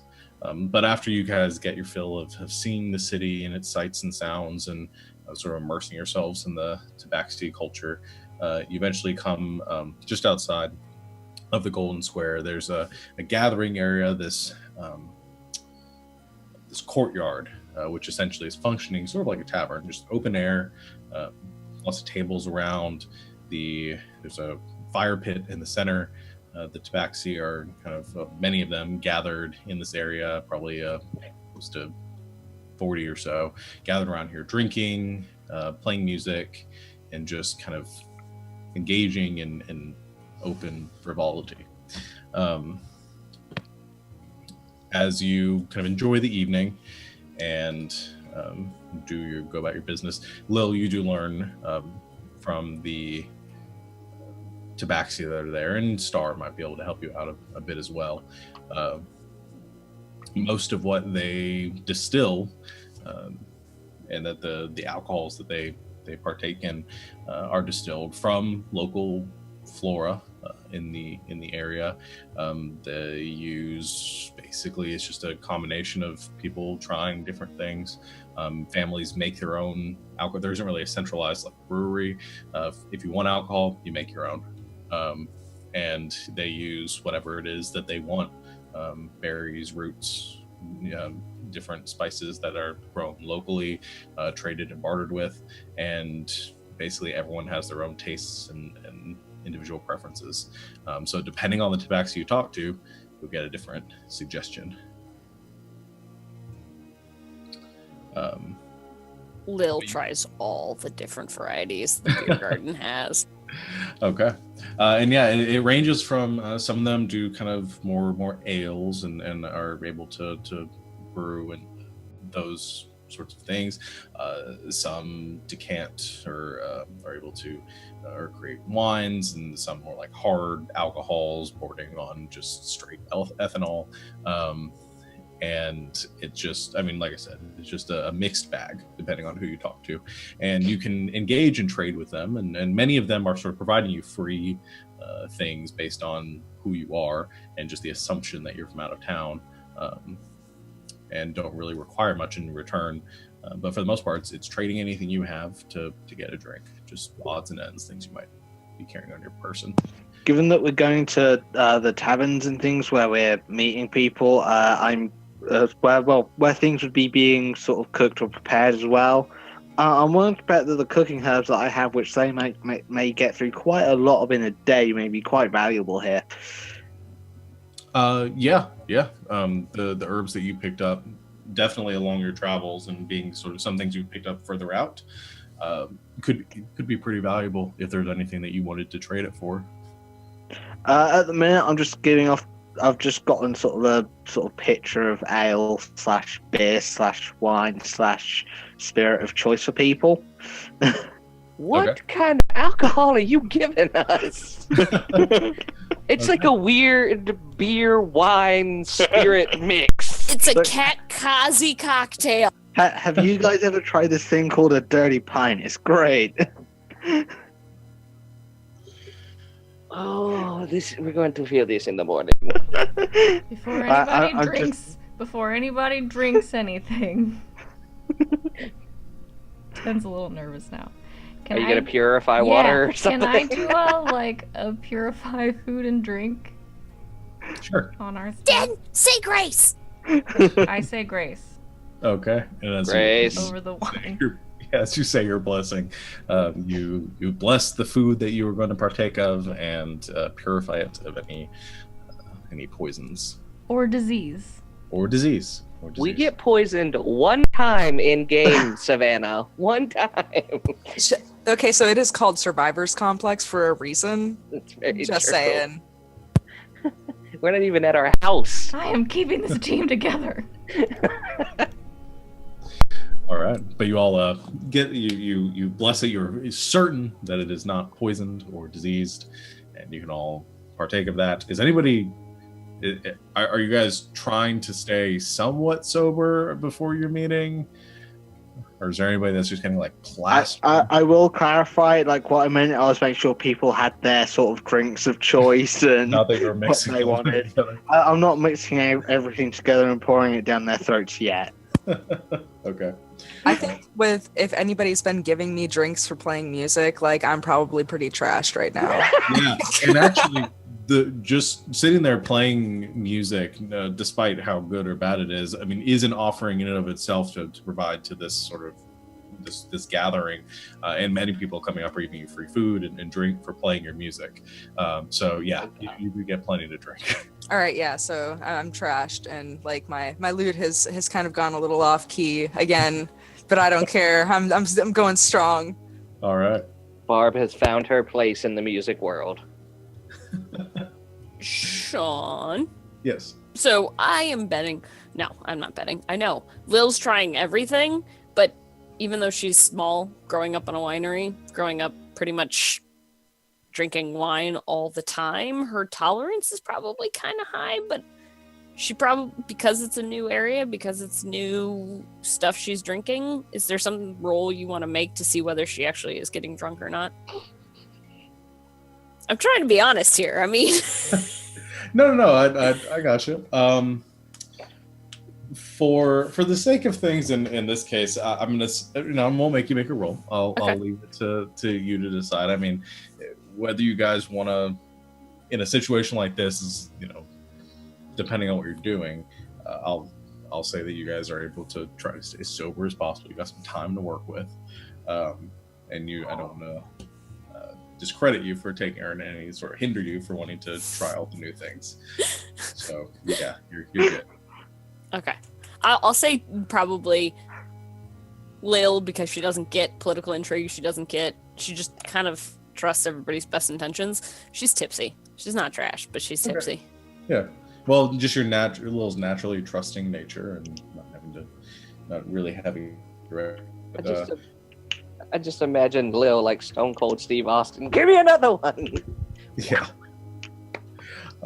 But you spend the next, few hours until the sun begins to set, enjoying tabaxi culture and making a lot of interesting new acquaintances that you imagine you'll enjoy for the nights to come.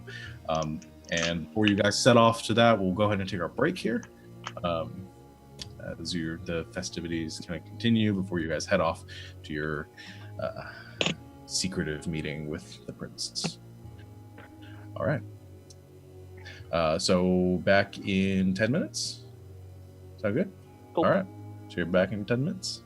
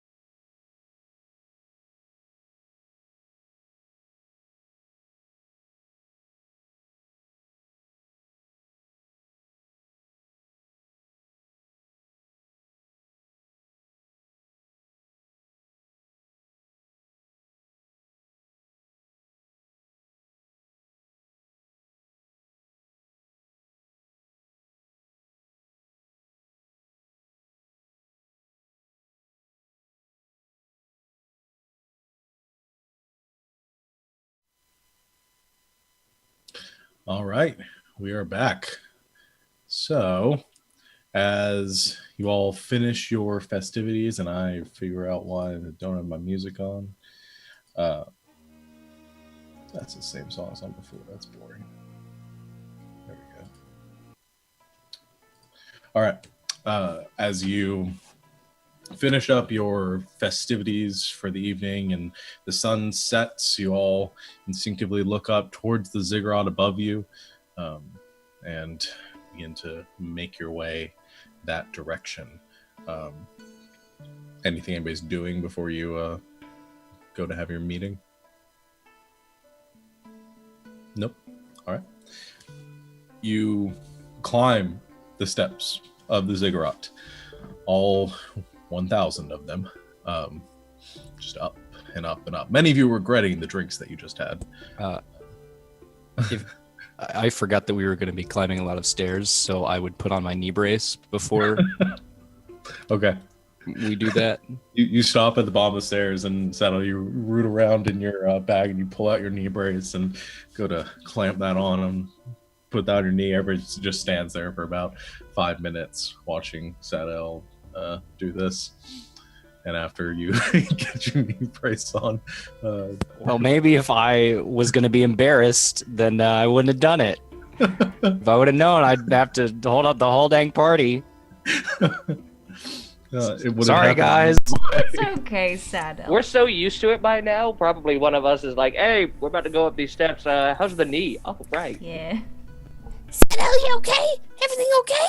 Do you need something? Nope, I'm good. I just, you never be too careful. I'm not getting any younger.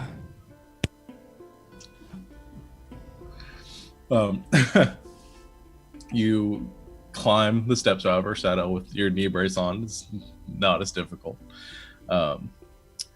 As the moon sort of rises overhead and you all kind of a little bit exhausted, a little more sober than you were before, reach the pinnacle, the top of this ruby colored ziggurat. There's this flat space that's probably about, at this point, probably about 40 feet wide on each side, perfect square. You reach the top and you look around, and there is one other figure up there. You see the prince standing near the edge, the far edge, kind of looking out over the city, not wearing the clothing that he was before, dressed more simply, darker colors, wearing a cloak, currently has the hood down. He turns his head back in your direction, seeing you all approach, gives a slight smile and walks up, raising a hand, and says, "I'm glad that you all agreed to come. Thank you, then." You're welcome.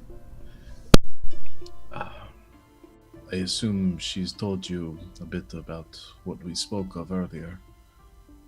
A few bits and pieces. From what I can gather, there are certainly myths, legends, fairy tales, that kind of thing. I think it's time we heard the full story, though.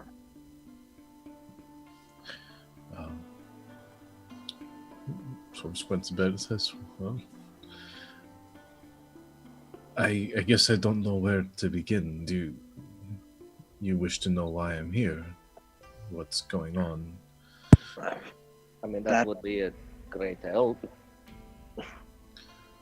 All right. I've, through my time in my studies, was told by my father to do some research on the subject. We've been, not many know this, we've been concerned the past 15, 20 years. Since I was very young, it is most of what my father has spoken of. The concern of what the threat that this world is under, the threats that Sartia has withstood time and time again. We've seen incursions from creatures long thought dead in Roland. We've seen creatures from other planes come tearing through the skies in Valeforge. And then we learned that this was not the first times that these events had transpired. We learned through legends that this world had come under siege previously by the gods themselves, destroying any who walked across it. Even then, you and I spoke earlier about your own people and their duty to protect all of us and the great service that they provide, keeping the people of Sartia safe from the plane of water and the great beasts that lurk in its depths.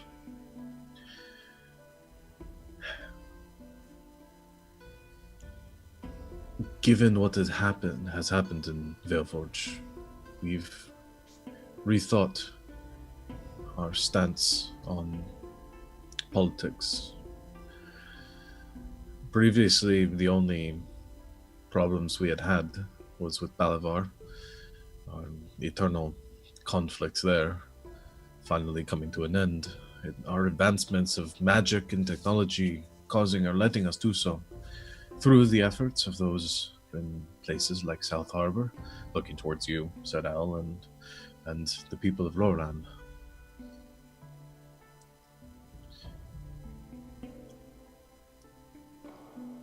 I don't know how much you know about the history of this country. Even the Tabaxi themselves, he looks towards you, Star. How much do you know about these lands before they were held by your people? So how much do I know about these lands before they were held by my people? What you know is what you know. It's not much. Or if that, they were held by people before yours. The earliest thing I remember is chasing the Grung out. I remember being spoken of as chasing the Grung from the World Child's cradle, establishing a city of 10,000 steps to the Tabaxi. Aside from that, there's no stories I've heard or anything similar. I will clarify actually one thing to say. Okay. You do know that there were you would know that there was a culture here before because of the runes and different sort of. Oh yeah, sorry. Continent. I forgot about that, but other than that, you don't really know much about them. So basically, old runes from blah blah blah, blank space, Grung being chased out of World Child's cradle. Yeah. He sort of fidgets a bit and looks around, and he says, "One moment." He mutters something under his breath, and he watches his white eyes begin to glow for a second, and he looks around. All right. I'm sorry. I only want to make sure that we aren't being watched. Can I make an Arcana check to see if I know what you just did? Sure.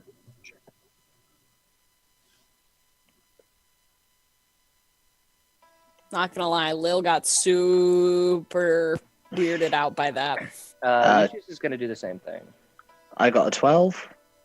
Okay. Nope, I got a 4. And I would also like to do an Arcana check. Sure. Kyle, be honest, what did you really get? Oh, I got a 1. I didn't even know he did magic. A 13. 13. None of you are entirely sure what it was, but he clearly cast something that altered his eyes, his perception. If you have to guess, it's probably something divination based. Okay. But he. As soon as he does that, Let's see, where is it? Because I did have it prepared. I cast Zone of Truth around us all in a 15-foot radius. Okay. So everyone has to make a what is it? A wisdom charisma saving throw. Charisma, yeah. Yeah. So I need everyone to make a charisma saving throw. Including you.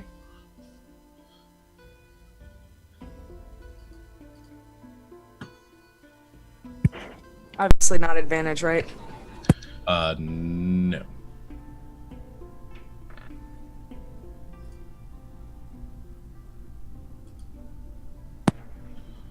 What's your DC? I think it's only like 13. 13? Yeah, 13. I got a whopping 8. I got a 16. 10. I got a 15. 18. An 8. How do I get the highest one? That's crazy. Just a good roll, I You're a guess. bard in trading. My base score though is only like a 12. So you know that, or Lucius, you know who failed it. You know that Lilibet, Star, and Sadel all are susceptible or underneath this spell now.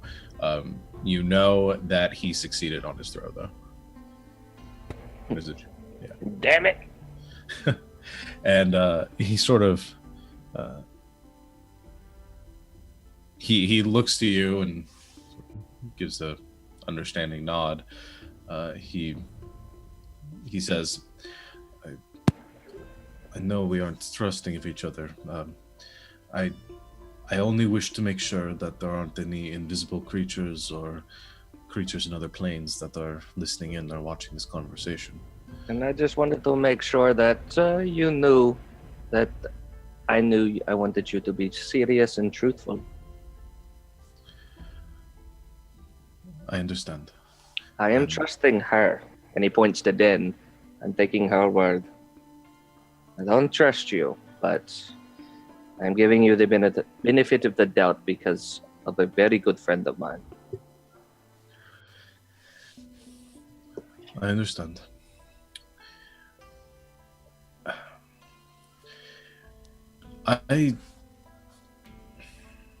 The best I can say, and from what I know, the information that I have, is that there was another group, a society, culture that was living here many centuries ago, thousands of years before the Tabaxi. We had the time and the opportunity before transporting ourselves to the capital to investigate some of these runes. I believe they were elven in creation. From what I was able to determine and learn was that this culture, this society, lived here for many years and then vanished unexpectedly. There is a strange lingering magic here, something ancient, something elven. And I believe the Tabaxi, your people, the council, especially, have knowledge of this, that they know something that they do not wish to inform us of. I will admit that I have some gifts in understanding the thoughts of other creatures. And I know for a fact that they were hiding something from me when I began to ask questions of this society. They know more than they are telling you, more than they are telling me. And I believe it has something to do with another another plane of existence.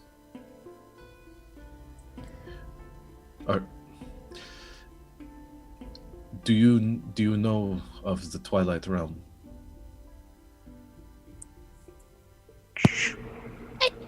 Do we know the Twilight? The Twilight Realm is the larger expanse of which encompasses a number of different regions, but an area of it is commonly referred to as the Feywild. The Twilight Realm encompasses that and the kingdoms and the sort of locations of a much larger plane that is Fey in origin. Well, sorry, go ahead, Star. Small bits and pieces here and there, but anything else, Lil? Well, I don't know much about the Twilight Realm, but... And basically, sorry guys, I'm doing this because of the zone of truth. So Lil's just being all out there. We have a lot of, well, not a lot, but we've experienced this remnants of this other culture. Our friend Den really experienced this other culture. Oh, And yeah. They've got some pretty powerful, lasting essence in Graldar from what we've experienced. But that's all fine and good. I'm from Balavar. I saw what you guys did. For what I understand of it, I mean, I'm young, but how do we know you've quote unquote changed your ways?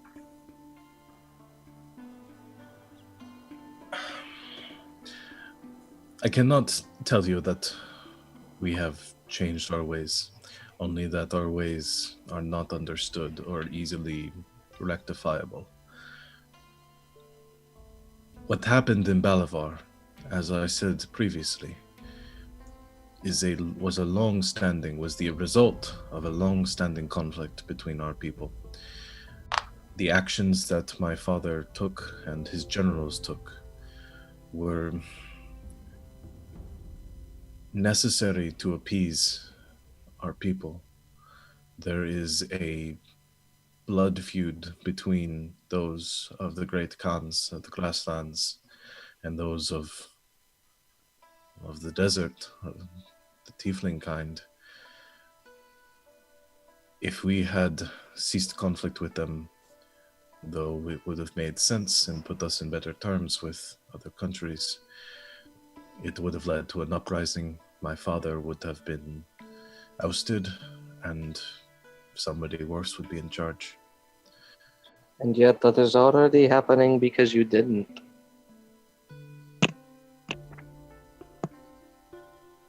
I don't understand your meaning.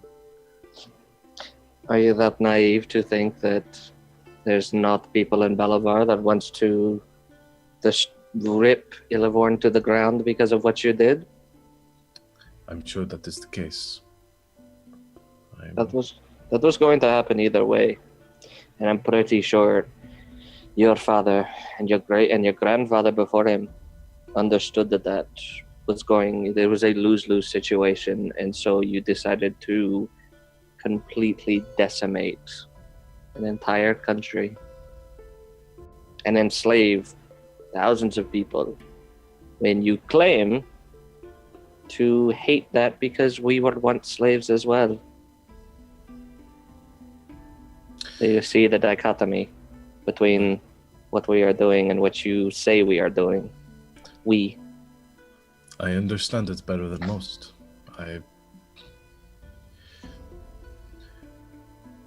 I would love to sit around and stay here and talk morality and politics. I have many of the same views that you do. But I cannot fix that. I am here to keep this from happening. Can I inside check him at that comment? Sure. I'm gonna get like a 4, but at least I can try.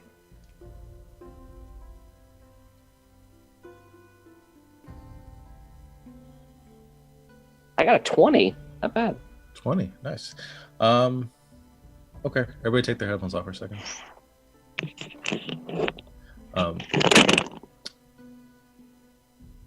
You know, or you believe he's telling the truth. He has a very genuine way of speaking, and watching him, this isn't... It's not what you expected. You know, he isn't like some stuck-up prince that's here to do his father's bidding, from what you can tell. He's a person standing before you that seems to have a genuine fear of what's going on here, and whether it's... You don't get the impression that it's coming from his heritage or his royal blood. So he actually does like want to, at least from my perspective, he actually doesn't like the things that his father is doing, or kind of doesn't agree fully with them. It's not necessarily what his father is doing. It's what tiefling kind is doing. He hasn't really spoken much about what like his father's thoughts are on it, and you don't really know how he stands. But from what he's spoken, you get the impression that he's not a huge fan of tiefling kind and the sort of things that are appeasing like the masses. Yeah. Okay. Cool. Okay. That works for me. Thank you. All right.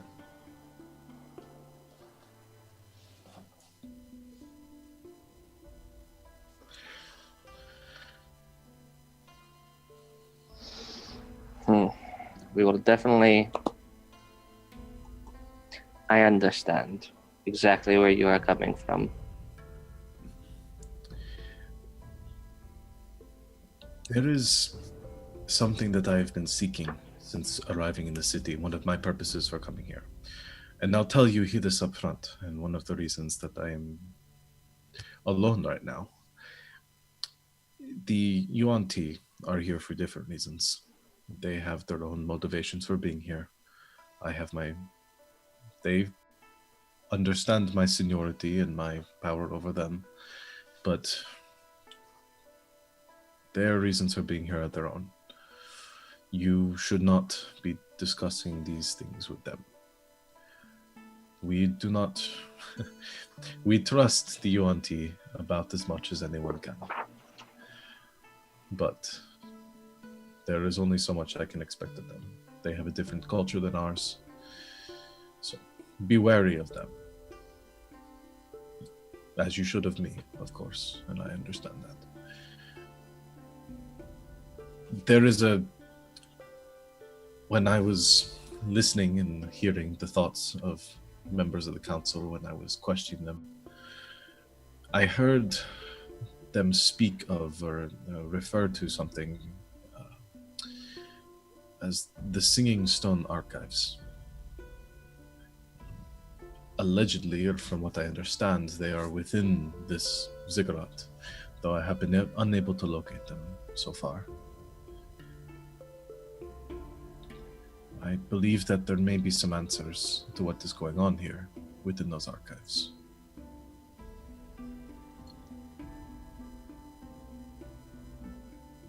Star? Yes? Isn't Emerald's one of your clan? And I'm sure the clan is very big, but does that give you any pull that we could maybe learn something? It depends if he's close to anyone from my home village or not, I guess. He may know Dawn pretty well, but aside from that, I can't think of anything else. Names Okay, are it's not- important. Yeah, I didn't know if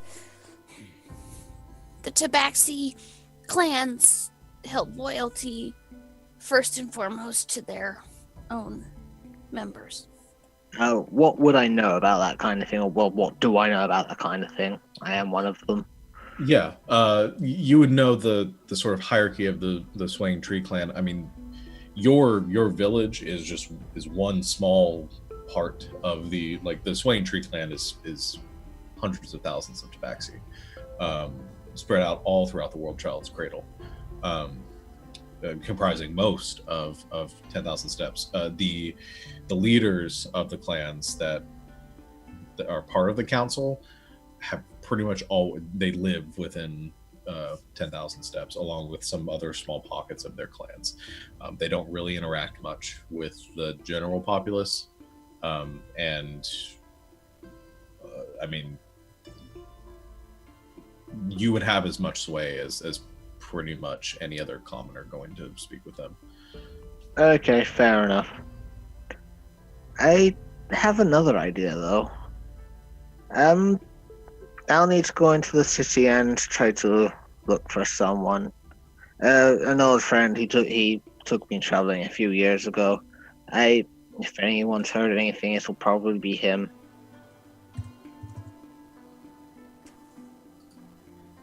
Well, I don't know about the rest of you guys, but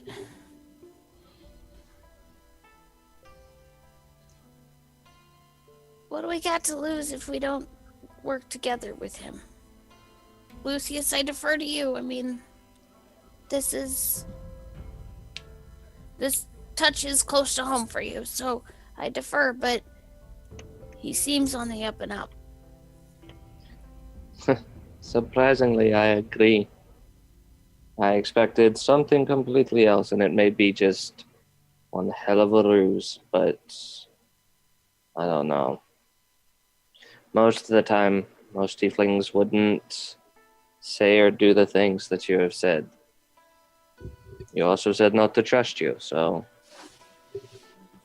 yeah, it's a little strange, but if what you are saying is true, and we can find some hint of it, I don't see why we can at least be aware of each other. If we look for something and it does not exist, and then you turn around and stab us in the back, well, that's a different story. I understand.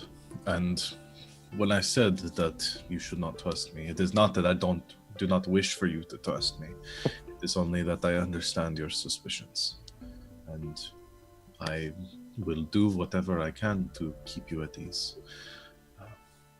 But if you could aid me in locating these archives, we could learn whether my suspicions are valid or not. And if there is nothing to worry about here and no ill purpose beyond the secrecy, then we shall go our separate ways. I will allow things to play out as they are. What is it you think is happening here?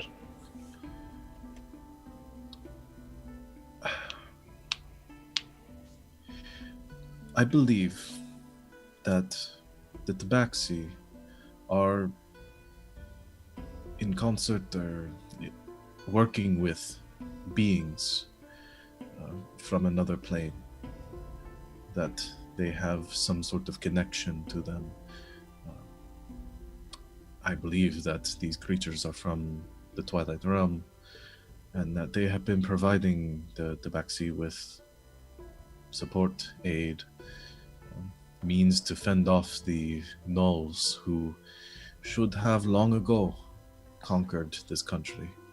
No offense to the Tabaxi or your people, it looks to you, Star, but there is a large force on the other side of the divide, and no reasonable explanation for why it hasn't swept through these lands as well.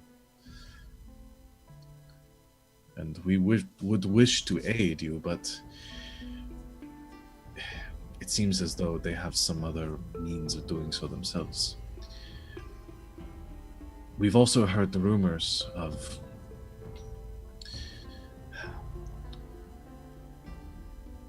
from what I know, children with Tabaxi with strange markings that have been connected to this somehow. I don't entirely understand the reasoning behind it. Like I said, the information that I am able to acquire is fragmented, a bit surface thoughts, nothing beyond that. Star's hand instantly goes to the bandana tied around his arm. What kind of markings? I'm not entirely sure, to be honest. I haven't seen any myself. Only that from what I learned, that the council was requiring members of villages to mark children for some purpose with inks or stains upon their fur that would persist throughout their lives, but that I cannot find an adult to speak of that bears such a mark. It's as if they all disappeared.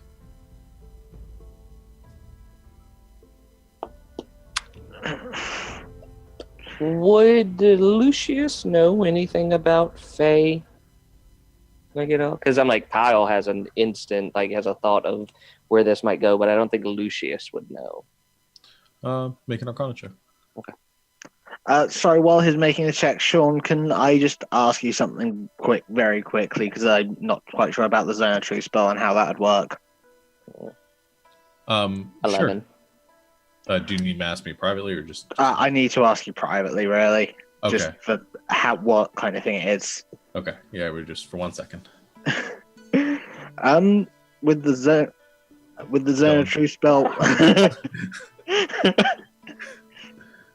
With the Xanatry spell, like talking all that, would it make me reveal the mark on my arm, or would I be able to just? No, you're like, not. keep hiding? You're not compelled to reveal information. It's just you can't lie. I can't lie and say I haven't got one. Okay. Yeah. Okay. Fair enough. That's all I need to double check. Okay. Yeah.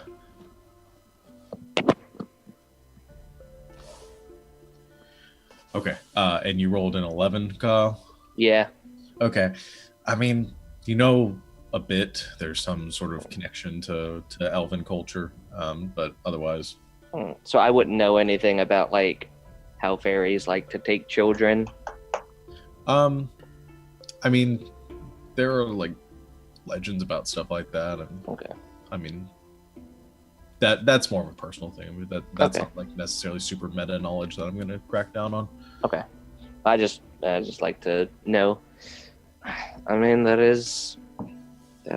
have always been rumors about Faye wanting children for whatever reason, but it's mostly, I don't know, you would be almost considered like humans. They take children for many reasons, or at least that's how the legends go. There are always stories here of things that take children in the night, as you saw with the Only. the other day. The stories I told you about the lights in the jungle. Well, did for lack of a better term, the temple we went into, or the ruins we went into, do you guys remember anything that would at least give us some insight? I don't really. I mean, we went in a bunch of rooms that required something of each and every one of us. I can't. The thing that really stood out was the solar eclipse. Yeah, that He was pretty turns weird. and looks to the prince. Did you see that?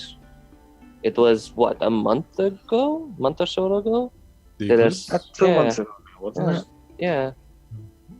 We were here for the eclipse, yes. Did anything strange happen while you were here? Did you see anything? No, other than the animals began acting strangely from what I remember, but that didn't seem out of the ordinary. Mhm. Why? We were in the jungle at the time, and something very weird happened. I just wanted to know if anyone else saw it.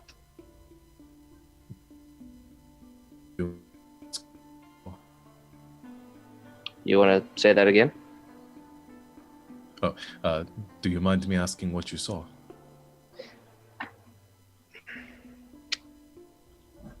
A vision! Thank you. It's the easiest way to say it. It was a vision of some sort.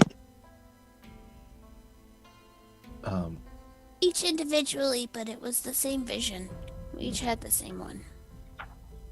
I see. And it harkened back to a relief or a carving that we saw in that temple I told you about.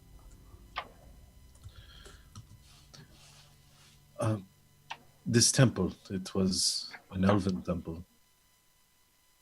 Yeah, Sidel seemed to be able to translate most of it, so that's how we kind of figured it was elven in origin. We've encountered temples along the way, many of them already discovered and unearthed. What did you find in that temple? I think. Oh, sorry. Go, Dan. Oh, okay. I think it was an undiscovered one because we came on this room and there was something shiny and I ran for it and then the floor caved in. I almost died. Yeah, well, we both did because my fault. Sorry about If that only again. a brave, handsome individual weren't there to save you. I don't remember any of that.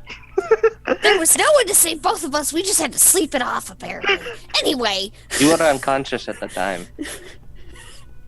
I'm gonna cough here. Hold on one second. So when the floor caved in, we came on a room that we had to figure out. So a group of us had to go to one room to figure out how to unlock this one based on how you touch different symbols. And they did this big locking mechanism, and then we went in. And each room, we had to figure out what the puzzle was. And, one required patience, and one required us to all work together to touch certain things. And then... Did you find items at the end of this? Were there relics belonging to this culture? How long does Zone of Truth last? Oh crap! I forgot about that. Well, that's the thing in the Zone of Truth. It literally says it lasts for 10 minutes, but it also says you are aware of this. Yeah, you're not compelled to tell things. You can. Yeah, you just can't. You can skirt, but you can't lie. Okay. Yeah. Maybe.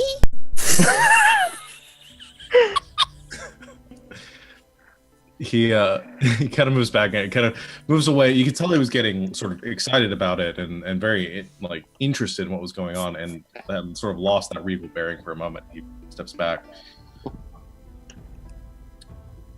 It is fine if you do not wish to tell me, but we have heard, and there are rumors that individuals, the first people to come to Graudar, came across ruins, like I said, the ones that were ransacked, and found items belonging to these predecessors, the ones that were here before.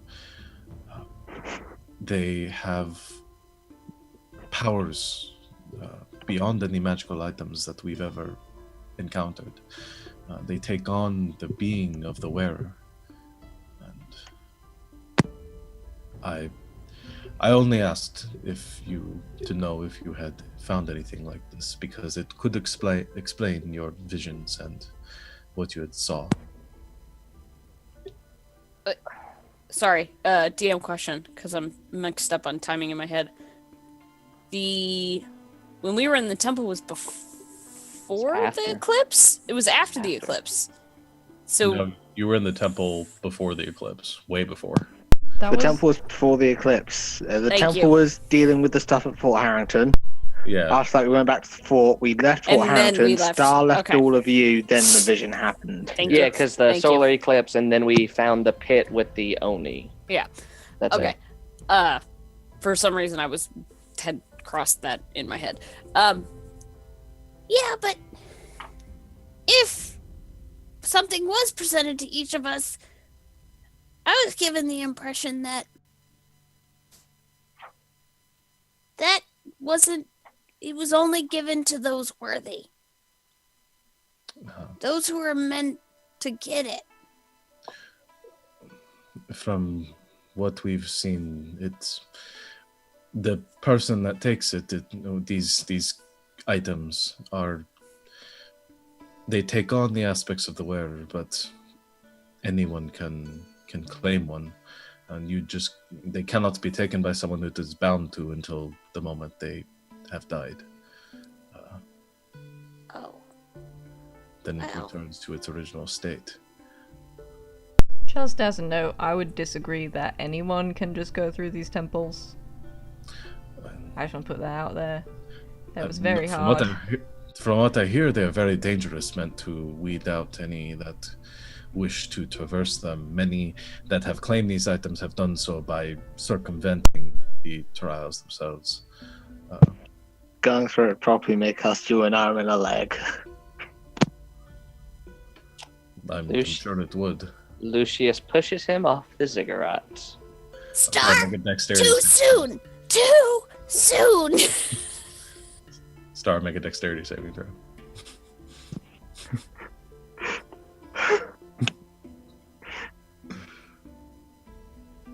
Natural 20. No. Such a cat.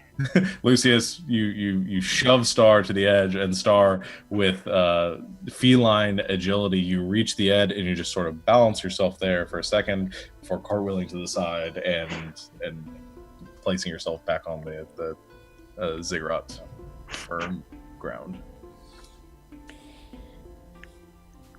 Well, to get past all this, but to get back on topic,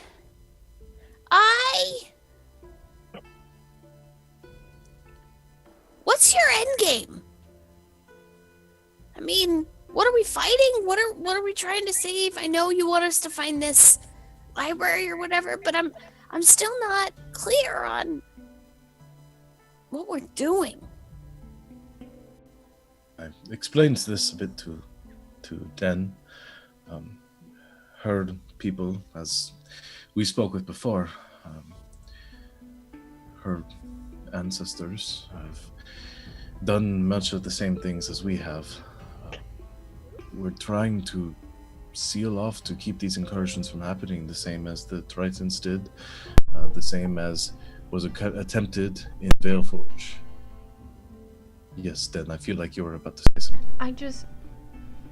I just wanted to make sure we were clear that, like, when you say we did the same things as you, it was not like slavery and all of that stuff. It was like saving people from things from other. I'm not trying to be rude. I'm really not. But that is what I understand the distinction of. We're trying to save Sartia from itself. From these magical incursions, from other planes of existence, from uprisings of those that wish to use the powers of magic who do not fully understand them. You, looking to you, Lucius, you attended the Arcanus Imperium. You know how strict they are in their training, in their implementation, and the magics that we are permitted and not permitted. I am. These regulations, these rules are necessary to protect us, to keep things like this from happening again, to keep those that wish to use magics for untoward reasons. Too many times, new people at the Arcanum try to use something, and it never goes well. And The rules work because they need to, and I completely understand that. we have laws in Olndokir, and we have laws in our city. Those that attempt to use magics that they are not permitted. High price. Pay a high price, indeed. And not saying that these laws need to be implemented everywhere, but we should remain vigilant and keep these incursions from occurring again and again before, once again, the gods wipe us all off the face of this planet. Can I ask a stupid question? Certainly. What's to say that this elven power is bad. What's to say you're not stopping people from using it so that you can continue to control them? That is why I need to find these archives, to learn what this power is being used for, to learn how it is they're obtaining it so that we can determine and make the call whether it's being used properly. If they're making deals with creatures from another plane, these Fae are conniving. They have motives that we may not understand. And if they are working in conjunction with creatures from another realm, more powerful than any here, we need to make sure that they don't invade Graldar and destroy the Tabaxi, destroy Randall, destroy Olndokir. Well, if we find this and we find a way to destroy it, because it cannot be controlled, and there's no way to use it for anything safely, are you perfectly fine with us destroying it? Of course. That's why I'm here. Den? Yeah. Does what he says, does what he say, What the fuck? Why can I not speak grammar right? does he speak true? Is there something bad out there that your people may know of that? Well, I guess we haven't really talked about this. My people don't know much about Fae. But I mean, they do know a bit about bad stuff coming from other planes. My people chased some really bad stuff to Sarthia from the elemental plane of water a very, very long time ago. Very big, bad leviathans, titans, kraken that broke through and came here from the water plane to take over, to kill everyone on the surface, and my people came through to protect them. We sealed the hole, killed some of the bad things, pushed some of the other ones very, very deep into the ocean, and we stayed. We built cities, and we protect the rift so nothing else can get through. And I mean, I know the stories of the things that came through from the water plane, and some of them are still here, and I know what they can do to people.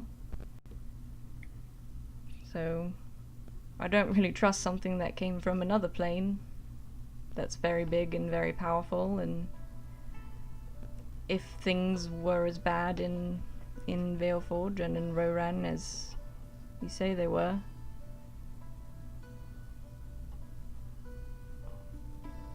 I mean, I think we at least need to look, because if it is something like what my people deal with, it's bad. It's really bad. World-ending bad. Everybody getting, like, eaten bad. Then I'm ready. Let's go. That's all I need to hear.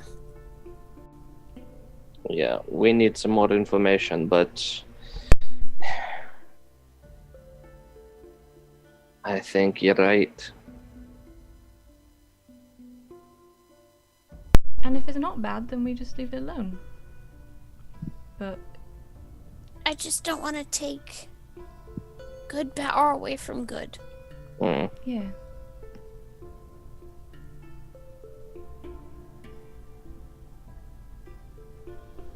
No offense to you, Prince. I mean, I saw what you did in Balavar, and I understand that the Grass Lords and you may have a bigger beef, but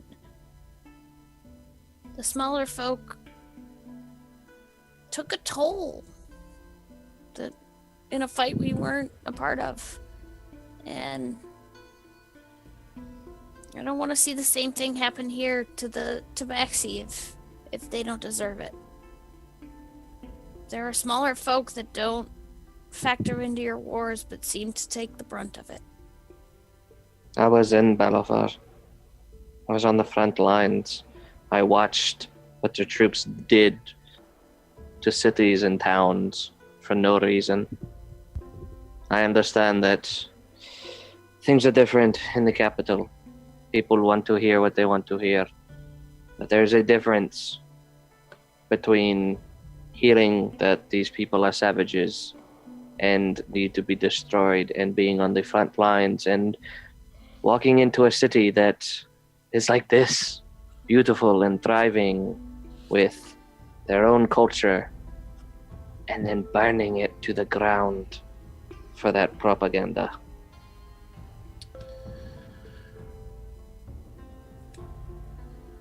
And if we can stop this without relying on the war machines of my people, without relying on armies and soldiers, then maybe there's another way.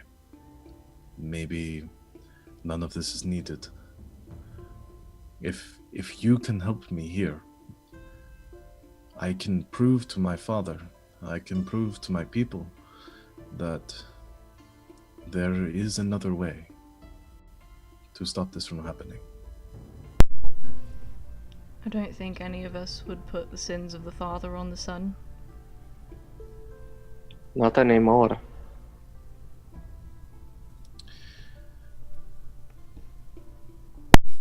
We can speak on the topic of my father another time. Let's not.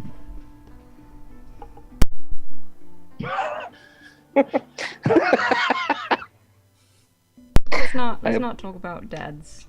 I apologize. I mean, I'm sure that you know, Dan, more than anyone, how difficult it is growing up in this position.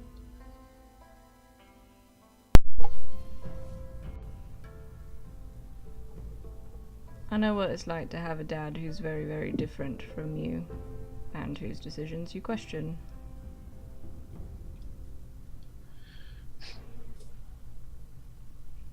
I know that it will sound strange coming to me, but I believe my father is a good man.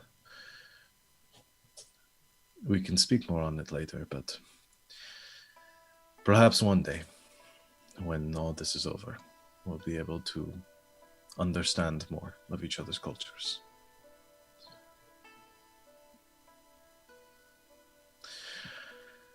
I'm afraid it's growing late now. I should probably return to my room before Threskish realizes that I left. Well, as I said before, just be careful around the snakes. Alright? That goes for you too as well, Prince. And for the first time since this whole conversation has began, he walks up to him and holds out his hand. Okay. He walks up to you, clasps your hand, and... I don't trust you fully, and I know you understand that. But you surprised me more than I thought would be possible for one of royalty. And we may not agree on everything, but on a lot of things we do agree, and I hope that you stick to your thoughts, because that is the main reason why I left. I understand. Thank you. It means a lot, and it shows a lot that you are willing to help me with all of this. We'll see where it goes. Well, get whatever sleep you can. I guess we'll speak more later. You know where to find me. It shouldn't be too strange for us to be seen with each other. If you need to get me a message or discuss our further plans, I will continue searching for these archives. If you find them or you find any way of accessing them, please tell me. I'm sure we can enjoy the view together sometime again. Of course. I'll take my leave now. He gives a bow and heads off the steps, pulling his hood up.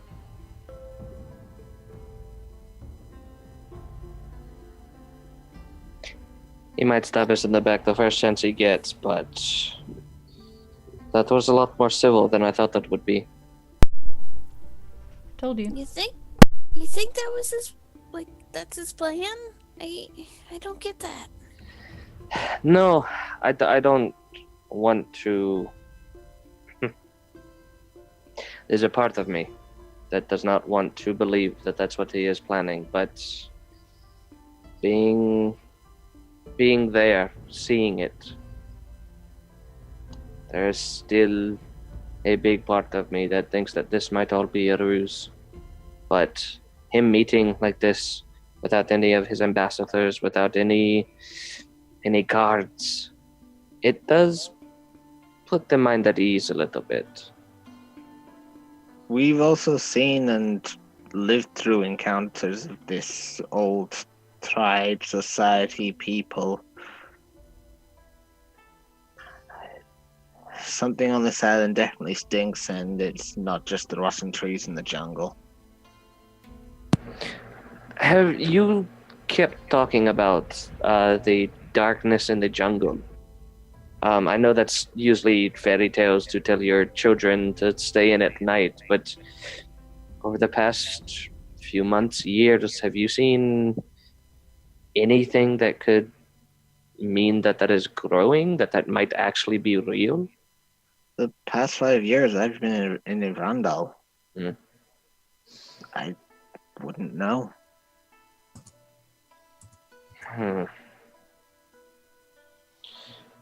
We have a lot to look into and to think about. Star, do you know anything about these archives? I'm guessing the answer to that is a fat out now. Pretty much. Never heard of them. I have one lead I could follow for advice or rumors, or I could try look around. Well, what is the ziggurat just the seat of the council? And since there are so many clans, you need it so big? Or are there any stories around what this palace is, or is it just a palace? What do I know of that? Do I, as far as I'm aware, is it just a palace, or could I make a history check to know if I've heard anything else? I mean, I won't make you make a check for it as far as your own history. It is mostly just a central structure that is used for. I mean, it houses all the members of the council and many of the high-ranking members, or the noble members of the tribes. As much as the actually really have nobility, there are. I mean, the different terraces and the chambers within the ziggurat are used for different functions. There are some that are used, like you saw, for the council chamber. There are others that are used as large other meeting halls for different groups. But there's a lot that, I mean, there's a lot of places that are sort of off limits to many of the sort of common folk. So yeah, I mean there are always rumors of what's going on, things that could be in there, treasure troves, things like that. But that's about all you know. It's also used for religious significance. There are certain rituals held to Lilith at the pinnacle where you guys are currently standing. But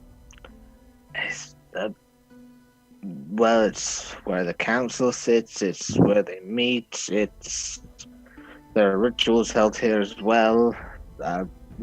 Parts of this are very much a social, all are welcome affair. There are parts underneath that people aren't allowed into, but I hear rumors, things about, I don't know, treasures, strange beasts lurking within. How long has the ziggurat been here? As long as as long as 10,000 steps, I think.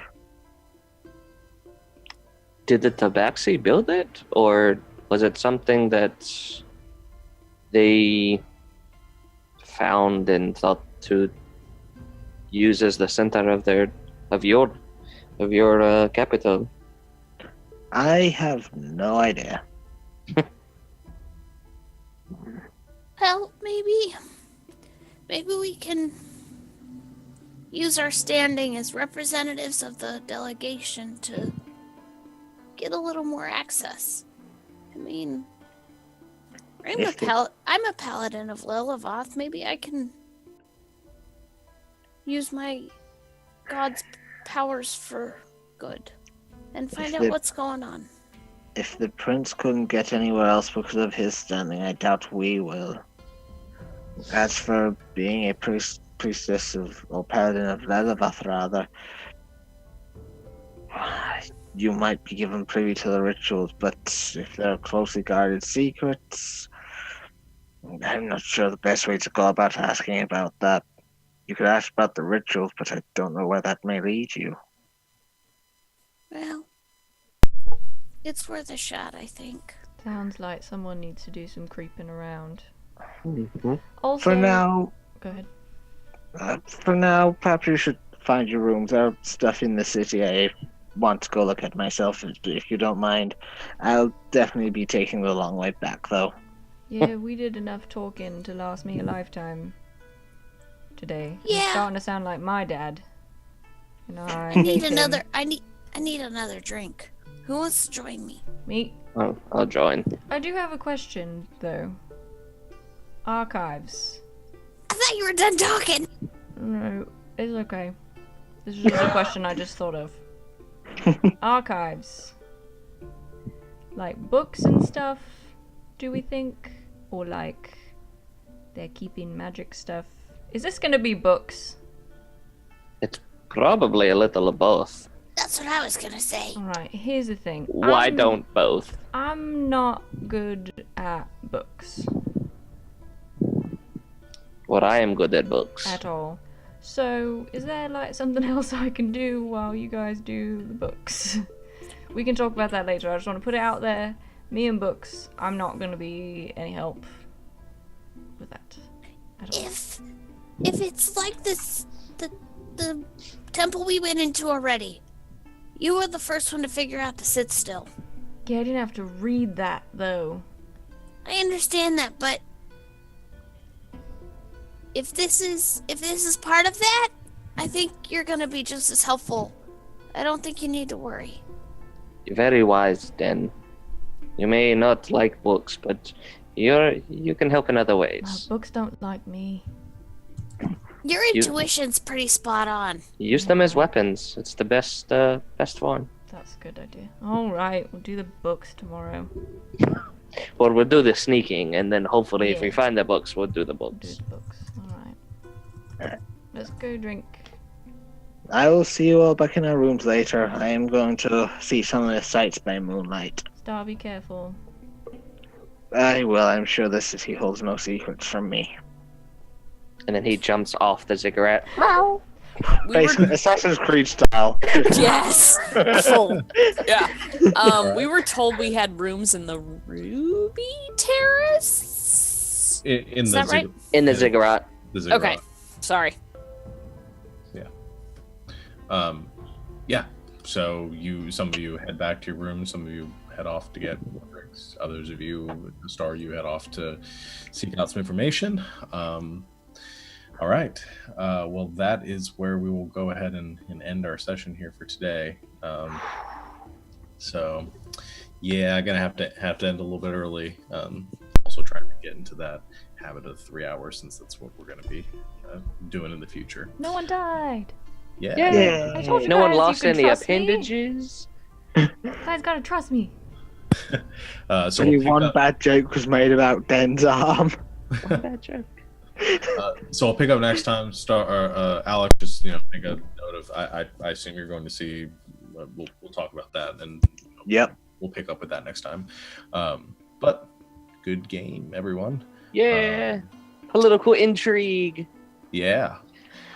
So, Savannah, take it away. Any announcements or anything? Nothing new. If you like what we're doing here at the YouPickGaming, we are getting closer to meeting all of our follower and subscriber goals. We met our Twitch goal, which is amazing. Thank you to all of our wonderful Twitch followers. We are still trying to meet our subscriber goal on YouTube and our follower goal on Twitter, so please go subscribe on YouTube. You can watch all of the YouPickGaming videos over and over again as many times as you want. And follow us on Twitter for updates about what we're doing, when we're playing, when we're streaming, that kind of thing. And interact with us. We would love to talk to you. We also have our own Survivors Complex Twitter. That's at Survivor Complex without the S. So follow us on Twitter. The YouPickGaming will be doing a dice giveaway as soon as we hit all of our goals for that. So that's great.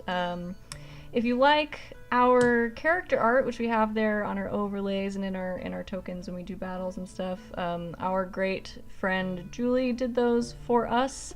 If you like her art and you're interested in knowing more about that and when she opens commissions and things like that, please let us know. You can contact any of us or Survivors Complex or YouPickGaming on Twitter. We can put you in contact with her.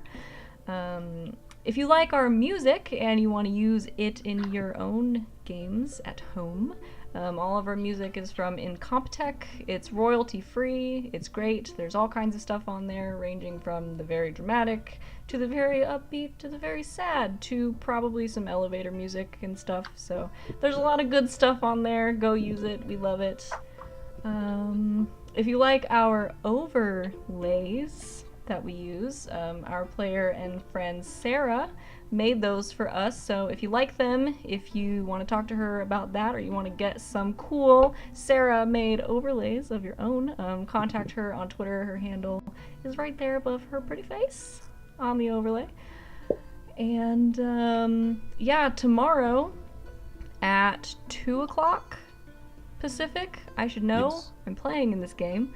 Tomorrow at 2 o'clock Pacific, we are going to be starting our stream of Paranoia. So come and hang out with all of us and our clones and friend computer for a good troubleshooting time. Please make friend computer happy. Troubleshooters, if they see trouble, they shoot it. Basically. That is Savannah? Yes. Okay. And then one other thing I mentioned at the beginning of the stream, but we will be doing or I will be running a follower one-shot for YouPickGaming on the 25th. Make sure I got that date right. It is going to be sort of a horror-themed one-shot. So if you're interested, you like sort of B-movie horror, psychological horror, that sort of stuff, I'm still kind of messing around with it. I'm going to try to tailor it to the players, but go on the YouPickGaming Twitter. There is a tweet there that kind of gives the details on it. If you want to enter, you retweet it with hashtag YPG1shot for your chance to enter. You have to be following. You have to be a follower. You have to on be Twitter. following. Yeah. And there are other requirements that are listed on the tweet, but go check that out. I am excited to be running it. Otherwise, that is, I think, all we have for today. So thank you, everyone, for coming out. We will be back here same time, same place next week to see where this leads. And until then, good night, Internet. Good night, Internet.